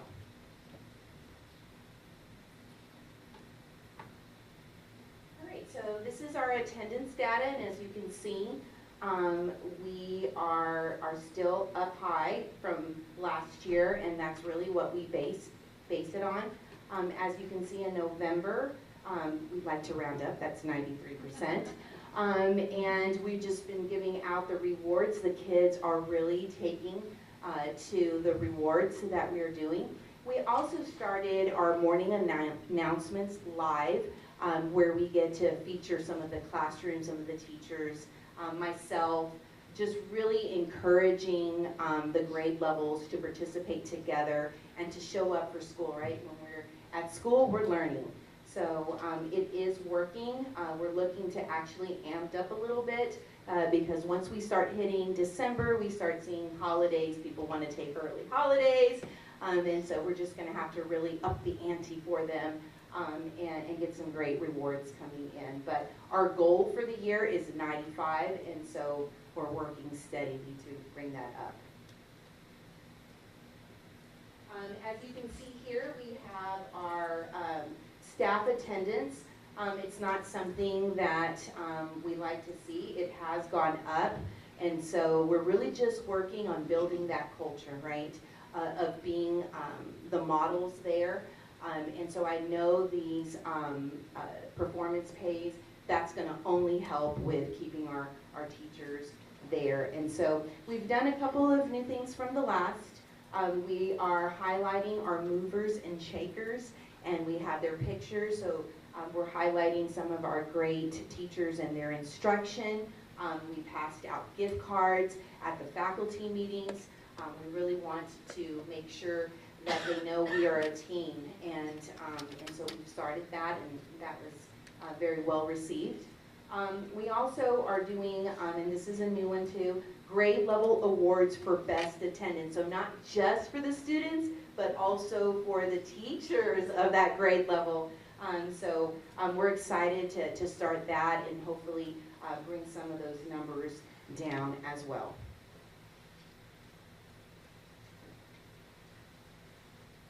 Good evening, board. We'll be presenting the information on our data. And so looking at our overall ISS placements, those have gone up.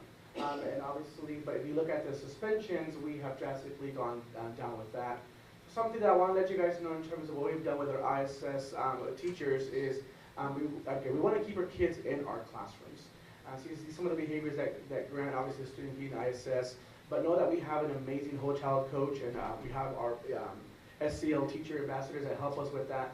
So our teachers, every single day, they're in ISS, there's a restorative component to it. There's a conversation about, hey, what happened? How did you affect others? How did that make someone else feel? Because this is obviously what we don't want to, right? We know as a group, as a team, we decided suspension is not the way to go. The kids are not in the classroom. Sometimes it's a treat for the kid, right? I misbehave, I go home. And then I don't do nothing at home. No, we're going to stay here at school, we're going to learn. As part of that as well, our teachers have really teamed up to make sure that kids continue to get instruction in ISS. So we have currently some of our ELR teachers stream their classes live on Google Meets, and the kid is able to then get the same instruction. So it's not a worksheet, so it's not just go do the assignment in Google Classroom. They actually get to hear from the teacher what the instruction is about, and that happens in math and reading, and we're slowly trying to get it consistently across all the subjects in our campus to make sure that the students continue to receive high quality instruction even when they have an alternate placement in their day. Our students also have their morning and afternoon check-ins. This is for all students. They get to check in socially and emotionally to see how they're doing. Again, our team goes in second period and goes checks with those kids about, hey, what's going on? We had one kid submit one that was really awkward. Say, hey, let's just go check on this kiddo. And then there being a whole other thing that we found out, right? That affects kids' behavior, their mood, their interaction, and that really helps. We try to really take a proactive effort to make sure our kids, don't go to the ISS.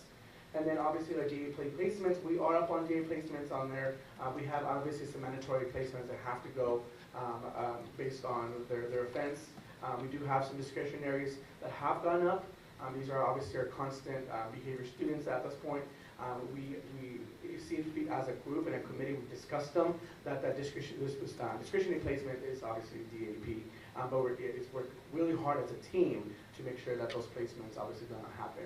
We're trying to keep all that work in our campus and work together restoratively to help our students to deal and handle with would be middle school behavior. All right, thank you. Good evening. You'll see what we're presenting on our data right now for academics is that our students just recently on Friday took the RLA interim 2. So that was half of an assessment. And I'm really proud to report, if you look at where these kids were, and we talked about this at the last meeting. So just for instance, in 6th grade, that is where our kids scored in 5th grade. They scored a 76, 46, 26. On the first interim, our 6th graders scored 50% approaches, 23% meets, 12% masters. But I'm so excited for those teachers, and I give them all the credit that we are currently sitting at 62% approaches, 36% meets, and 19% masters. So for November, this is hopeful. This is really exciting, and those teachers, we're so proud of them, and they're so excited for the kids. And the kids are buying into this data. Same thing with 7th grade. The big deal about 7th grade, guys, I don't have goals up here for us to hit to get our accountability ranking, but our 7th grade is currently only 2% away from hitting the end of May percentage to increase their, yes, we're very excited. They're only, I believe, 3 percentage points away from meets, and in masters, our goal is at 13%, and we're sitting at 11. So really excited about our 6th and 7th grade. We know we have work to do in 8th grade. We actually were sitting pretty good at interim 1. The tests got harder, the TEKS increased, and our kids struggled. So we are approaching that currently. On the next slide, there's our celebrations that I talked about. Our 6th and 7th grade RLA are making steady growth. And not just in approaches, and I think that we have to highlight that our kids are hitting meets and masters numbers that we traditionally haven't seen. And that's been a huge goal for us whenever you look at domain 1. If it's not academic growth, it's got to be accountability in our meets section, which is increasing. Student annotation, so when we ask our kids to take a reading assessment, we ask them to write about it. We want their notes down, and that's increasing and improving as teachers hold them responsible, and we set expectations for teachers as well. Our teachers are one-on-one conferencing with students, and the ones that are doing a really good job of it and consistent, our kids are performing better, and we notice that, and we're having those conversations with teachers. That's where 8th grade's going to increase. We're going to start really pushing that. Our next step forwards, we're looking at restructuring our growth period on Fridays, that intervention piece to be a lot more intentional. We are also looking at rolling out that PO for our teachers to really understand some of the adaptive programs we have and how it can help our kiddos out. And this Friday will be our huge data dig and PLCs on our campus for our reading interims because they haven't seen that data yet. So we welcome anybody to stop by. Any questions on data? Please let the teachers know how much we appreciate all the hard work they've put in, and let them know that we're watching, we're rooting for them, Yeah. 100% behind them. It really seems like this push is happening now, and it's not happening at the end of the school year, and so you are to be applauded for that. And I know I was on campus for the welcome wagon with SEF, and that was the day that System of Great Schools were there, and I could see on the faces that they were tired, but I still saw a level of excitement and that they all wanted to be there, and I think that you guys are doing a good job, so thank you very much. And getting that, you highlighted, getting to that meets and masters, and that's an area that we've struggled with historically. We've just not been able to get kids on level and beyond, and seeing this amount of progress certainly makes me proud this early, and I'm encouraged for sure, and the teachers, you all, everyone, the paraprofessionals, everyone is just pouring everything into that work, and it's having a positive impact on outcomes. And kudos to you for seeing this kind of growth while construction's going on. It does make a big difference. And you Barnes people, you're going to figure out what that means. So. We just ended with some pictures of some of the PLCs that Ms. Gonzalez and my admin team are a part of. And it kind of just says it there. We're learning from each other. We're actually having teachers get up and lead, building that capacity at AJB. And then, of course, the collaboration, which is crucial. And so I'm very proud of everybody and the work that they are putting in. It is a team effort. Sure is. Thank you. Mr. Guerra would like to make a note as well. A quick thank you. I was there a couple of weeks ago at the PBLs, and I was able to sit down on one of the PLCs also briefly. A lot of collaboration, as you mentioned, a lot of engagement with the students, and I was impressed. The construction, I mean, amazingly, it didn't bother me. We did a tour, but even while I was looking at the classes. Oh, we worked hard. There was very little noise, I guess, so they're doing good with the construction. Leadership matters. That's all. Thank you.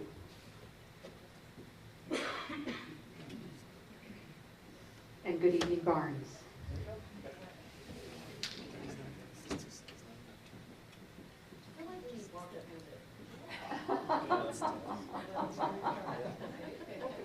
Yeah.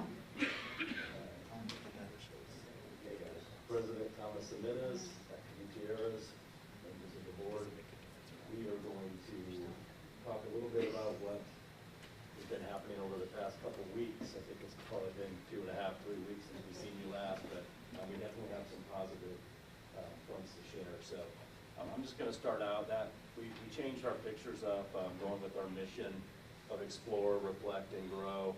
And we also were able to host about 50 individuals last week.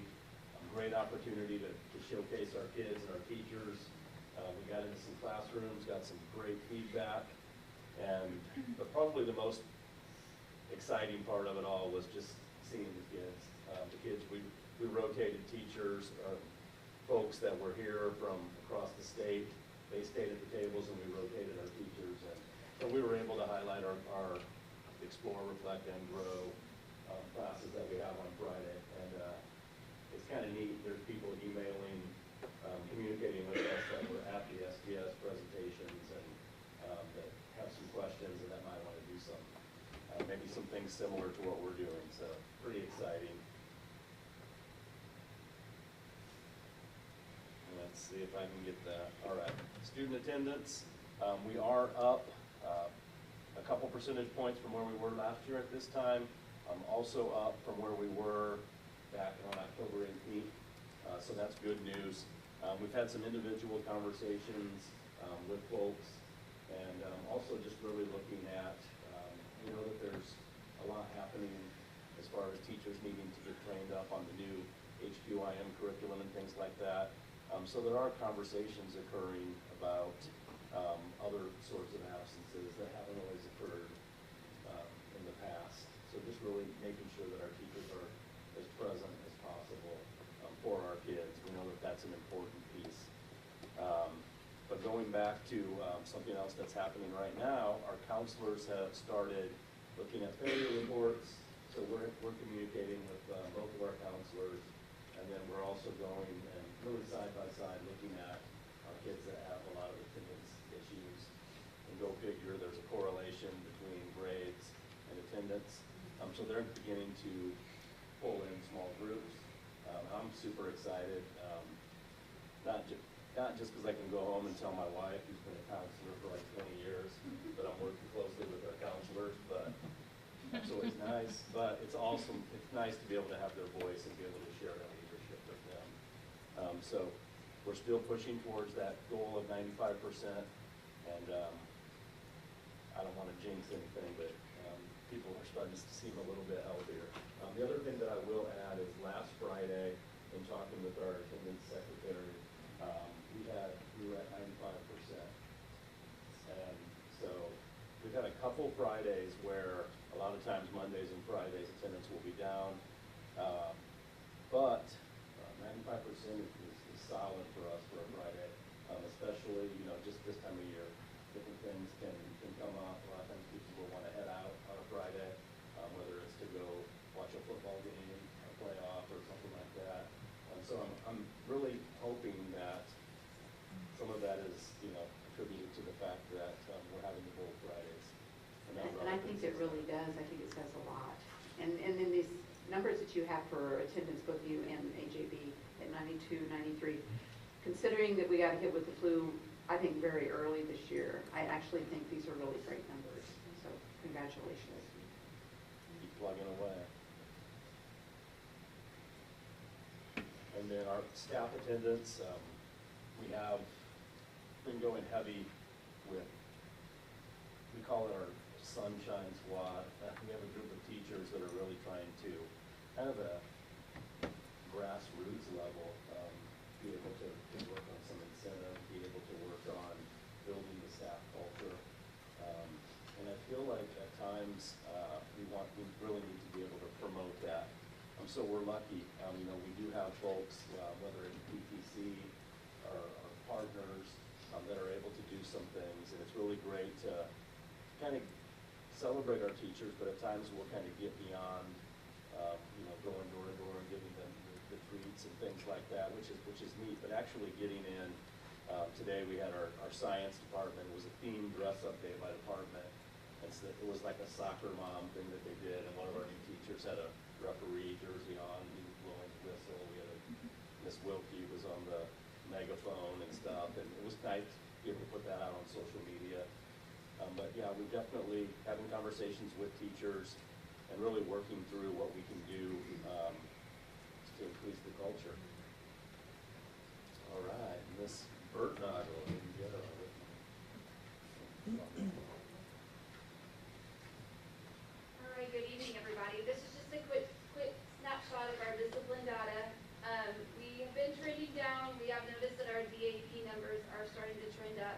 So something that we are doing when we get back from Thanksgiving break is we are going to sit down with all students and reset our expectations going into the last couple weeks before Christmas break, and then when we get back again, we'll do the same thing.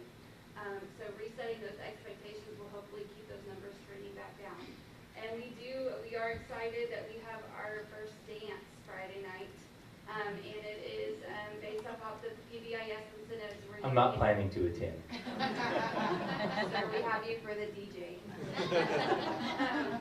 It is based off of those incentives where you can't have referrals, attendance counts, tardies count. So we're excited about our first dance. Oh, I just gotta throw it out there, turkey bingo tomorrow, I'm really excited about that. I'm probably the most excited. Good evening.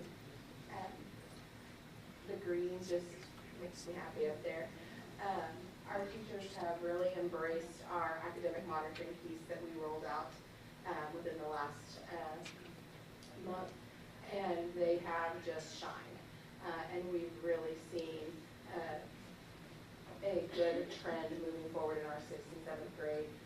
So our 6th grade went from 40% approaches to 59, 18% meets to 32, and 7 to 17 in masters.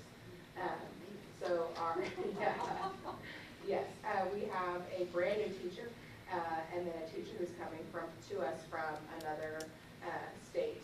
And so they have really teamed up. They've really looked at their data. We've been really transparent in data, and we've been pushing it out. Our ILT has embraced it. Our teams have just really looked at it and done what's best for our students. So our APs have been in on the conversations. Our principals, we've just really made sure that everyone understands, how important it is for our students to do their best. 7th grade, we're seeing similar results. We went from 48 to 53 approaches, 19 to 27, and then 11 to 12. And again, that academic monitoring piece, not only during instruction, but also during testing, we're using what they call the Foursquare, so that students have somewhere to write down what they're thinking, what they're doing as they're testing. And so rolling that out, I think, helped those students moving from a paper test to an online test can sometimes be a little daunting, and there are tools available in that online test, but some kids just need to be able to write their thoughts down. And so we've seen an increase in our scores using those things. 8th grade kind of held their own in approaches. We did see a little bit of meets and masters decline, knowing that it's getting a little harder. And so our teachers really embraced the data. On Monday, we looked at it teacher by teacher and started having those conversations. What do we need to do to be able to move our students forward? And so looking at our opportunities for growth, looking at 8th grade, just making sure that we're remaining at that level and moving forward. And then our advanced students are scoring very well overall, so we need to move our meets and masters forward there. We did talk about identifying any misconceptions and creating learning plans with these students. Doing our calibrated walks, we started that with our leads also, so that we're all on the same page. We're all looking for the same things. We're all creating those high expectations. The academic monitoring piece, I think, is playing a really big role in what we're seeing, because now we're making it very clear to our students what we're looking for, what our expectations are. And so moving forward, I think that will continue to increase those numbers. We're also meeting with individual teachers to set goals. So not only do our teachers need to set, our students need to set goals, but our teachers do also. And so having those conversations. And then also having the opportunity to interact with those new star types was very eye-opening for some of our teachers, because our students are having to move their thinking forward, and our teachers are doing the same. So just looking at those things and creating the best possible plan for our students' achievement.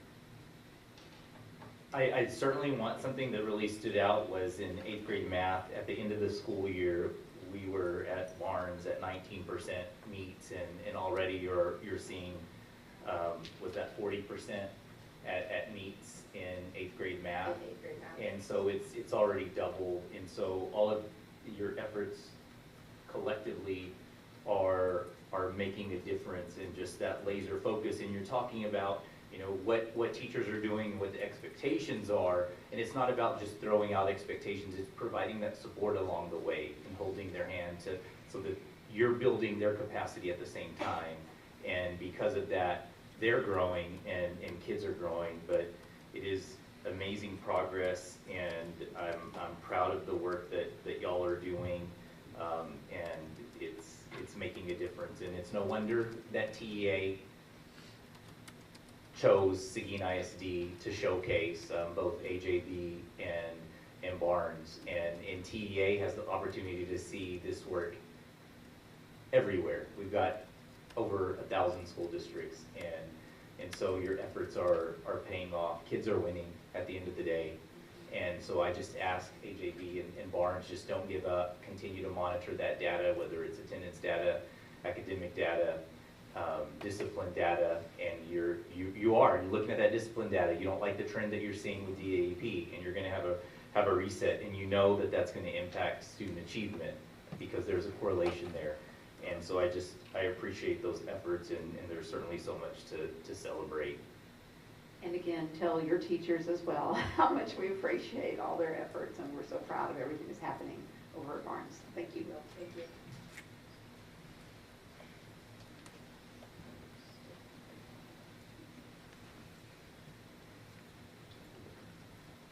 Where's that music? Dr. Esquivel.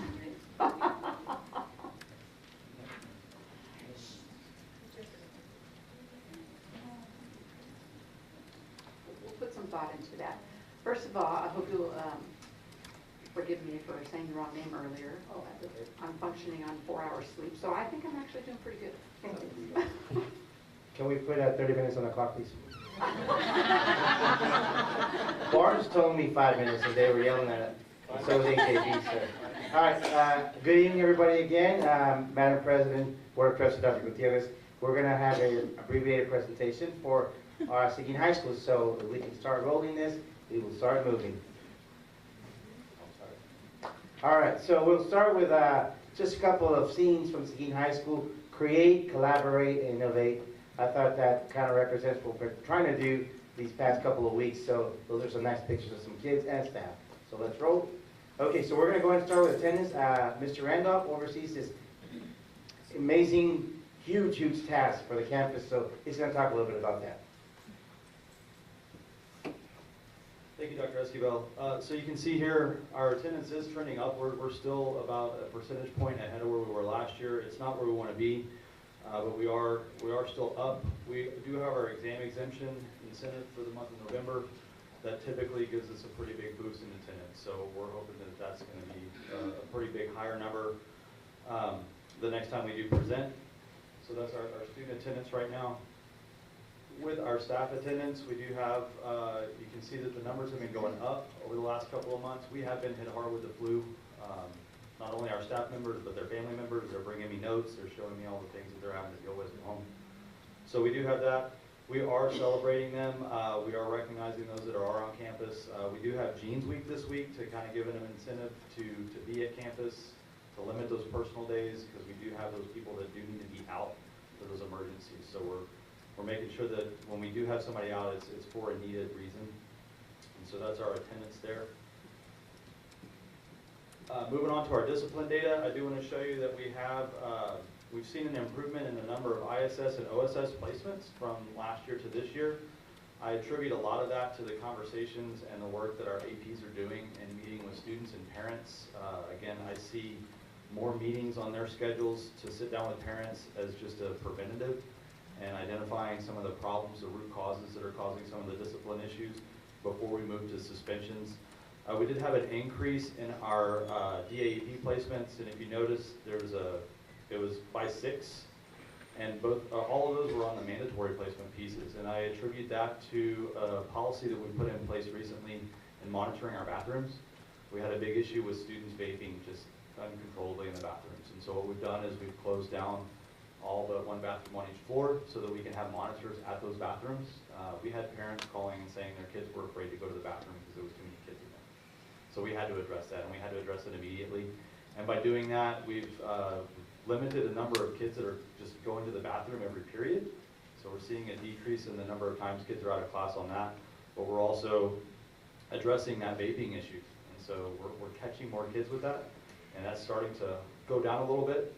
We're seeing fewer and fewer of those, so that's making an improvement on that. And I just want to commend the work y'all are doing, because that's a huge issue. And in fact, I think a couple of months ago, as a superintendent group in Bexar County, we were having this conversation, and I shared y'all's plan and what y'all are doing with another district yesterday who's battling this as well. It's a huge problem, and I ask any parents who are listening to have these conversations with your students, to monitor what your students are doing. But there are also situations where sometimes parents are okay with this behavior, but it's not okay to do. It's not okay to do at all, and it's not okay to do at school. And so we are tightening that up, and we want to make sure that our restrooms are a safe place for all students, and that means monitoring the restrooms and making sure that all kids are safe and that we can decrease the number of students who are getting these infractions with the vaping. And so I commend your efforts. It takes a lot of work to do it, but it's already having an impact in a good way. I do want to point out real quick that even though the DAEP places sound alarming, we have 2,100 students. That's 2.7% of our total population. I've heard of schools that have 10% to 20% in DAEP, so we're really working with our kids. I mean, sometimes mandatory is mandatory. I would say a lot of these are mandatory, and the others we try to work with and find creative solutions to keep them on the campus, so just wanted to point that out. I'm going to turn it over to Ms. Holly. Hi. Thank you for your time. I just want to review some of the data that we've been tracking at the high school. Right here, this first slide is English 1, English 2, which are EOC tested. If you look at the first column, that's actually how those students performed in the previous grade level. So for English 1, that was grade 8, and for English 2, that was English 1. And then you can kind of already see where we are in our interim. So we are already surpassing how we performed, how the students performed last year in meets and masters. The only, we also actually already outperformed them in English 2 as well. And then you can also see that I actually put our goals on there. We actually worked with all the department leads and the teachers to try to create some attainable goals for our teachers and students. And you can see that we've already surpassed that goal for English 1 for meets and masters. And we are so close in English 2 for our meets and masters. So, thank you. Our teachers have been working really hard, and we have been working really hard in our PLCs to make sure, especially with the English department, that those teachers are teaching to the level of the rigor of those student learning objectives. And so we've really been analyzing the verb and the instructional activities that correspond with that verb and the learning target in order to get those students to actually perform at that level. I have that slide for you guys. I didn't want to read all of it as to kind of go through the presentation, but I already kind of highlighted some of the things that we're working on. So for Algebra 1, I have kind of the same columns here. This is how the students performed last year in grade 8 math, and then this is how they did on their first interim. So as you can see, we've got a little dip in the approaches, but we already have increased a little bit in the meets and master's performance level. Again, we are using that high quality instructional material, which is new for us. And so as we continue to work through, our teachers, our Algebra 1 teachers are so committed to using that high quality instructional material. They are doing everything they can to make sure that they are spiraling back some of these learning objectives.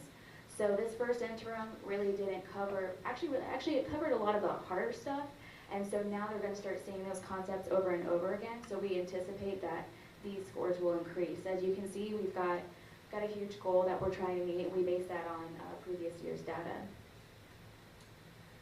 For biology, again, same thing here, how students perform in grade 8 science, and then how we are working with our interim right here with our biology team.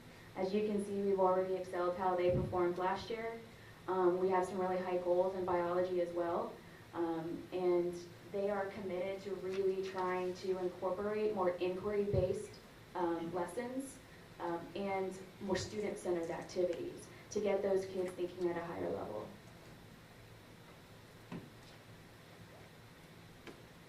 And then we have our U.S. history.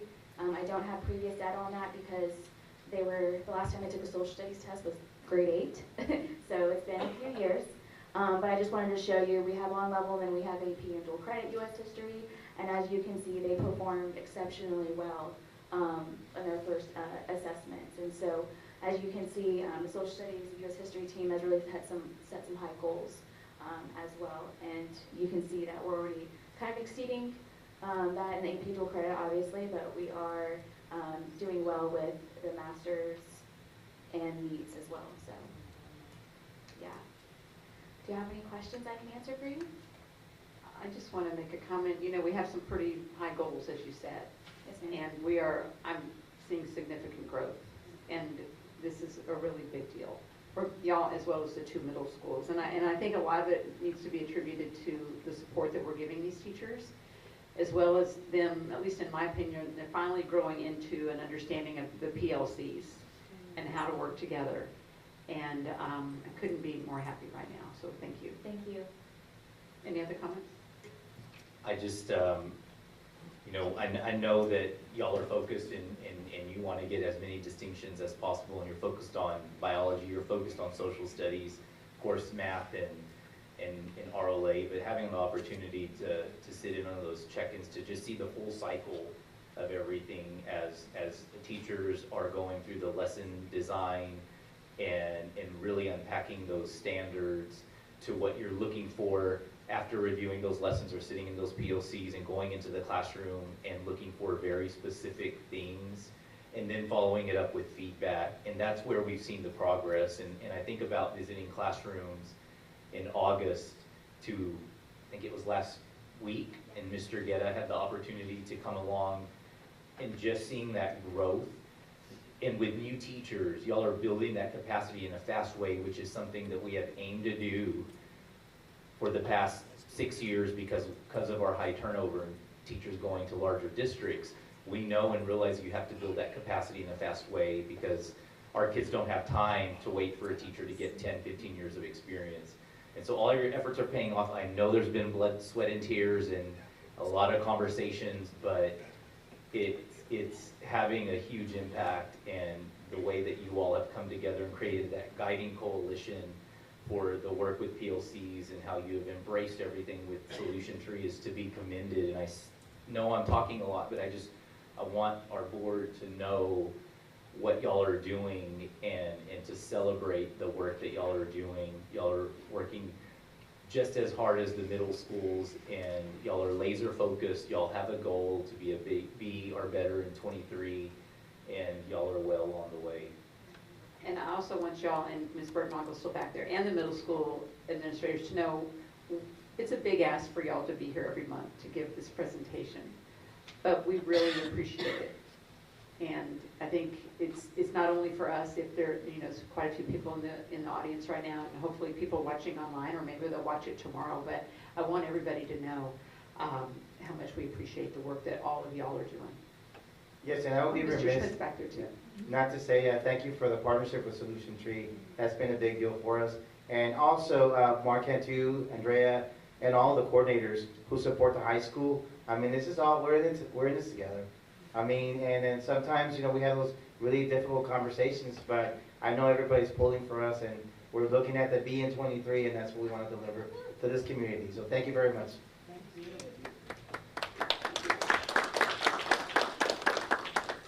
All right, it is 8:41, and I'm going to propose that the board take a break, and when we come back, let's say at 8:50, we'll go into closed session. So before we go to our break and go into closed session, we are going into closed, correct? Yes, I'm quite certain we are. We're going to adjourn into closed session pursuant to the following sections of the Texas Opens Meeting Act. Texas Government Code 551.071, 551.074, 551.129, which is consultation with legal counsel, including possible telephone consultation with legal counsel as necessary to address legal concerns, implications, and answer any legal questions regarding posted agenda items. Also, pursuant to Texas Government Code Section 551.074, to discuss personnel matters, including appointment, employment, evaluation, reassignment, duties, discipline, or dismissal of an employee or employees. So we're going on break. We'll be back in closed session room at 8:51.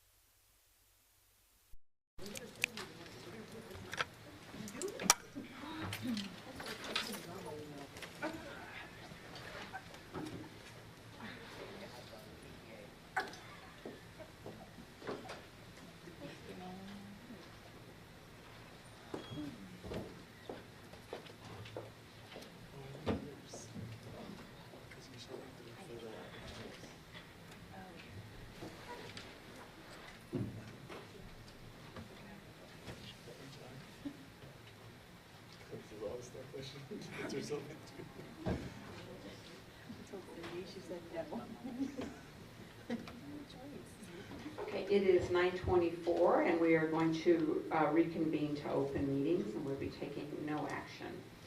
So moving on to the next item on our agenda, which are our consent agenda items. BE Local states that the consent agenda shall include items of a routine and/or recurring nature grouped together under one action item.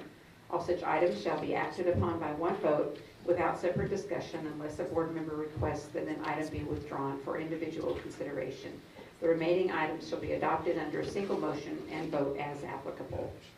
First up, we have 7A, which is approval of board minutes of the special meeting October 21, 2022, and regular meeting October 25, 2022.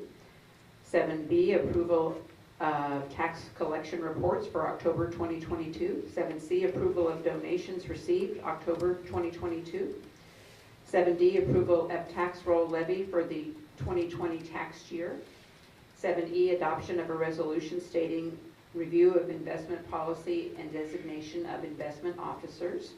7F, approval of resolution approving independent sources of instruction relating to investment responsibilities.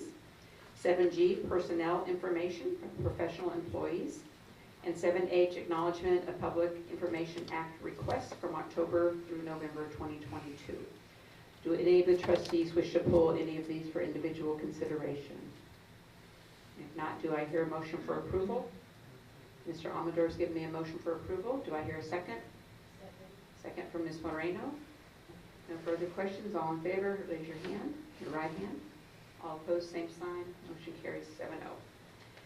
And on to our action item, which is 8A, which is the approval of the annual comprehensive financial report for the year ended June 30th, 2022.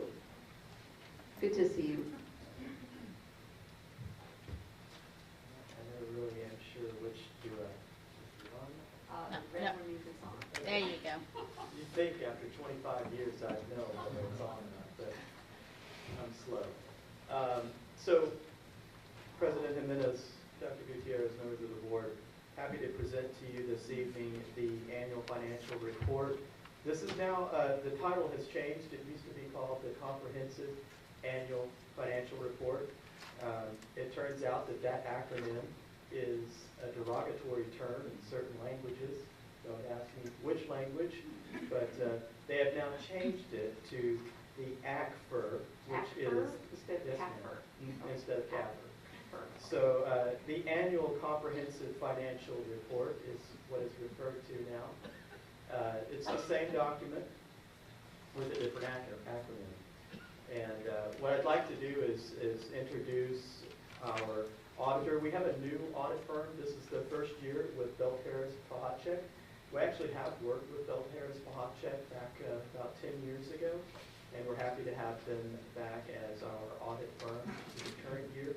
First year of an audit is typically can be a little challenging because all of our processes and standards need to be revisited, and even the auditors build their work papers that first year, so it tends to take a little bit more time.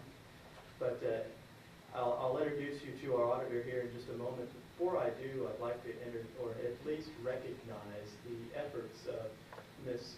Christina Garcia and Sally Eckert. Both of them are integral to this whole process.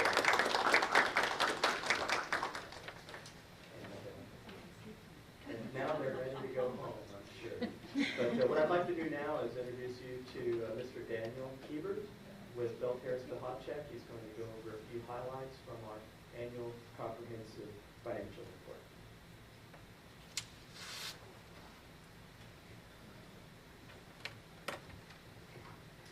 Good evening, members of the board.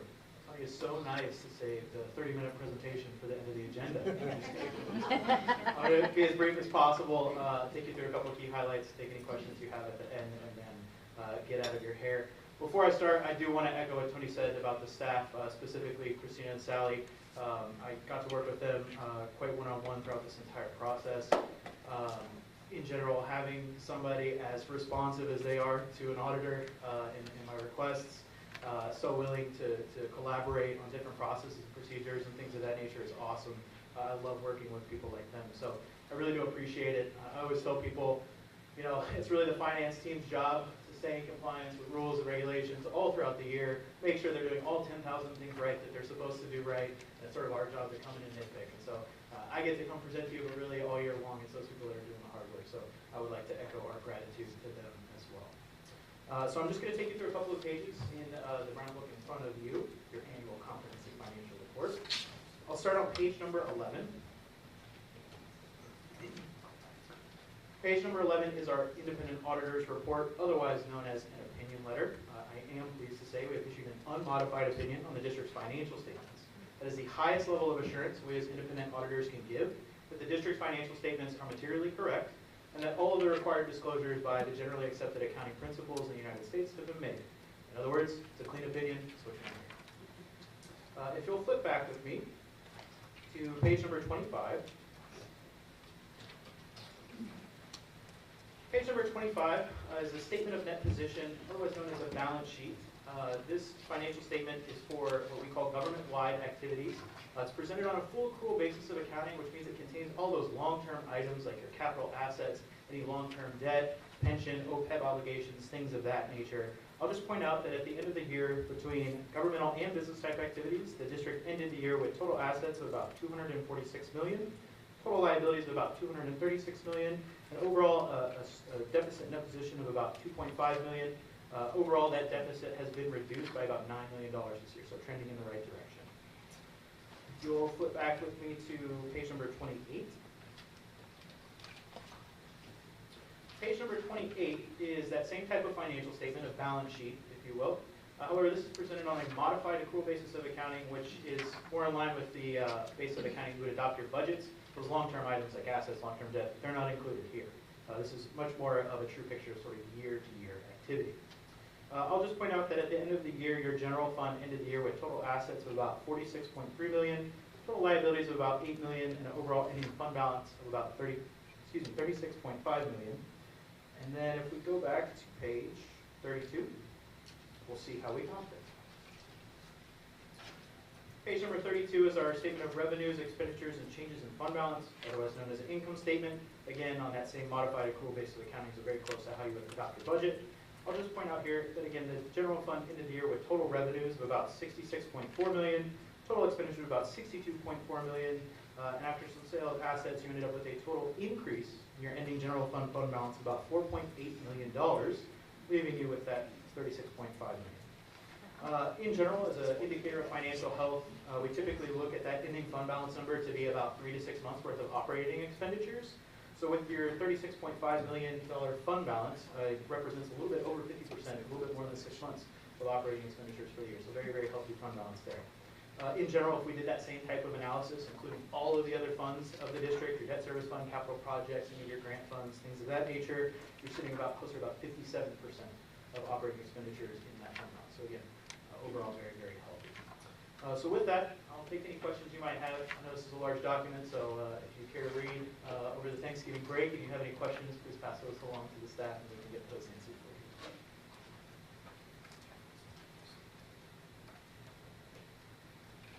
I can tell you I read a lot of it online, and who was it who was talking about some students do better with paper? Was it you? Or was it Mrs. Biddings? Anyway, I appreciate this. It's much easier to read. Yes. I have to prepare these electronically, and I can always say, when I review these myself, I always end up putting them on. But it's so much easier. Yeah, so much easier. And I also want to thank the ladies in the back. Got an obstructed view again, but I know I'm not a real big numbers person, but when I look at the documents that this district provides to us, you make it very readable and you make it easy to understand, so I want to say I appreciate that. And on top of that, just making everything available to the public with our business page. So it's certainly been a team effort, and y'all have led the way, and we appreciate your efforts in helping to make sure that we are good stewards of our taxpayers' dollars.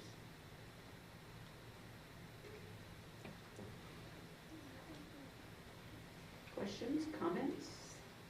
Mr. Amador, he's our numbers guy. Everything looks good. Yes. I'd like to point one thing out that may be a question in the community's mind.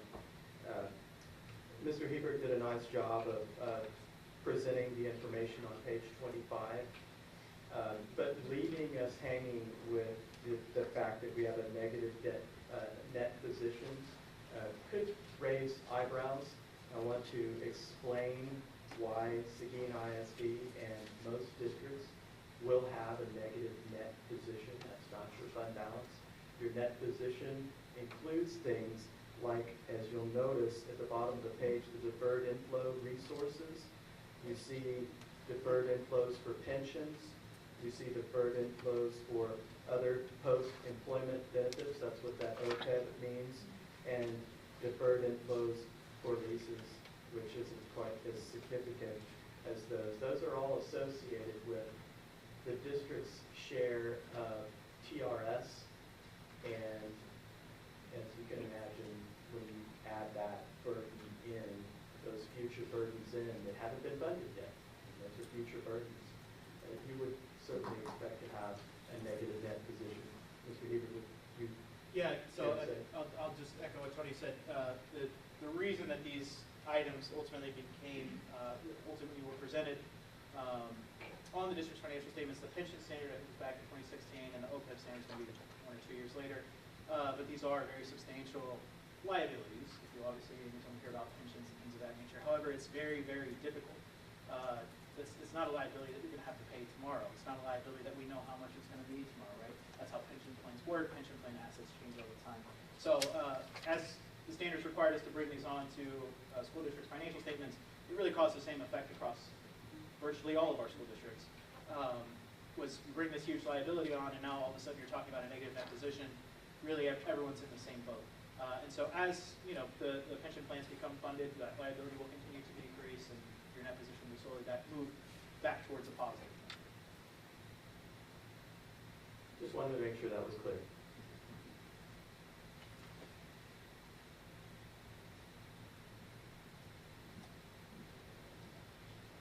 Any questions? I'm open to entertaining a motion for approval.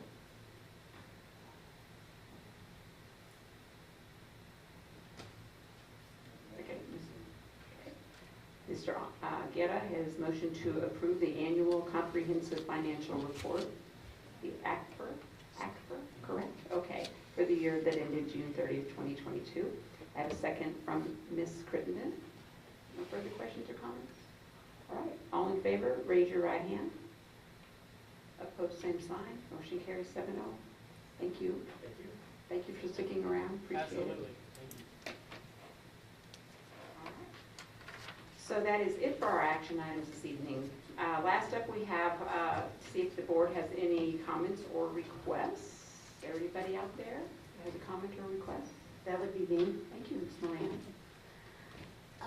As we come to a close this evening, I'd like to tell each and every one of you that there are not enough thank yous in my heart to express my feelings of gratitude to each and every one of you. To my team of 8, a group that has worked collaboratively for the last 4 years, I thank you so much, and I know that you will continue working collaboratively for the good of this school district. To the superintendent, Matthew Gutierrez, and to his leadership team, thank you for all you do. Thank you for so graciously answering all my questions, sometimes a little repetitive because I'm a slow learner, but thank you. And you all are making such a difference in our district and doing such a great job with moving our district forward, and I appreciate that. To my beloved students that are in our district, always remember, it's a great day to be a Matador.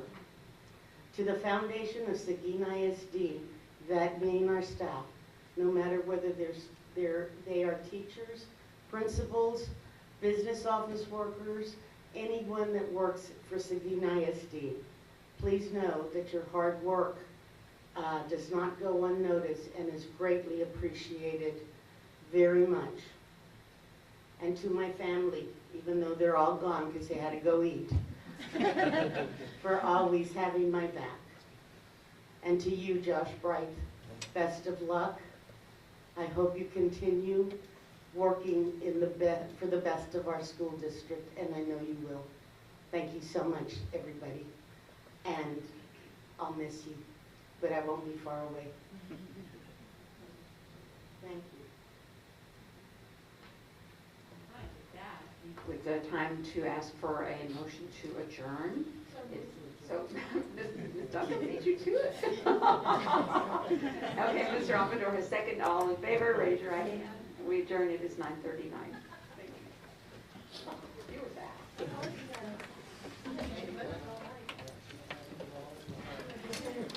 And see that one order of business, will you be able to take care of that? Yes, I gave it to them. Thank you. Of course.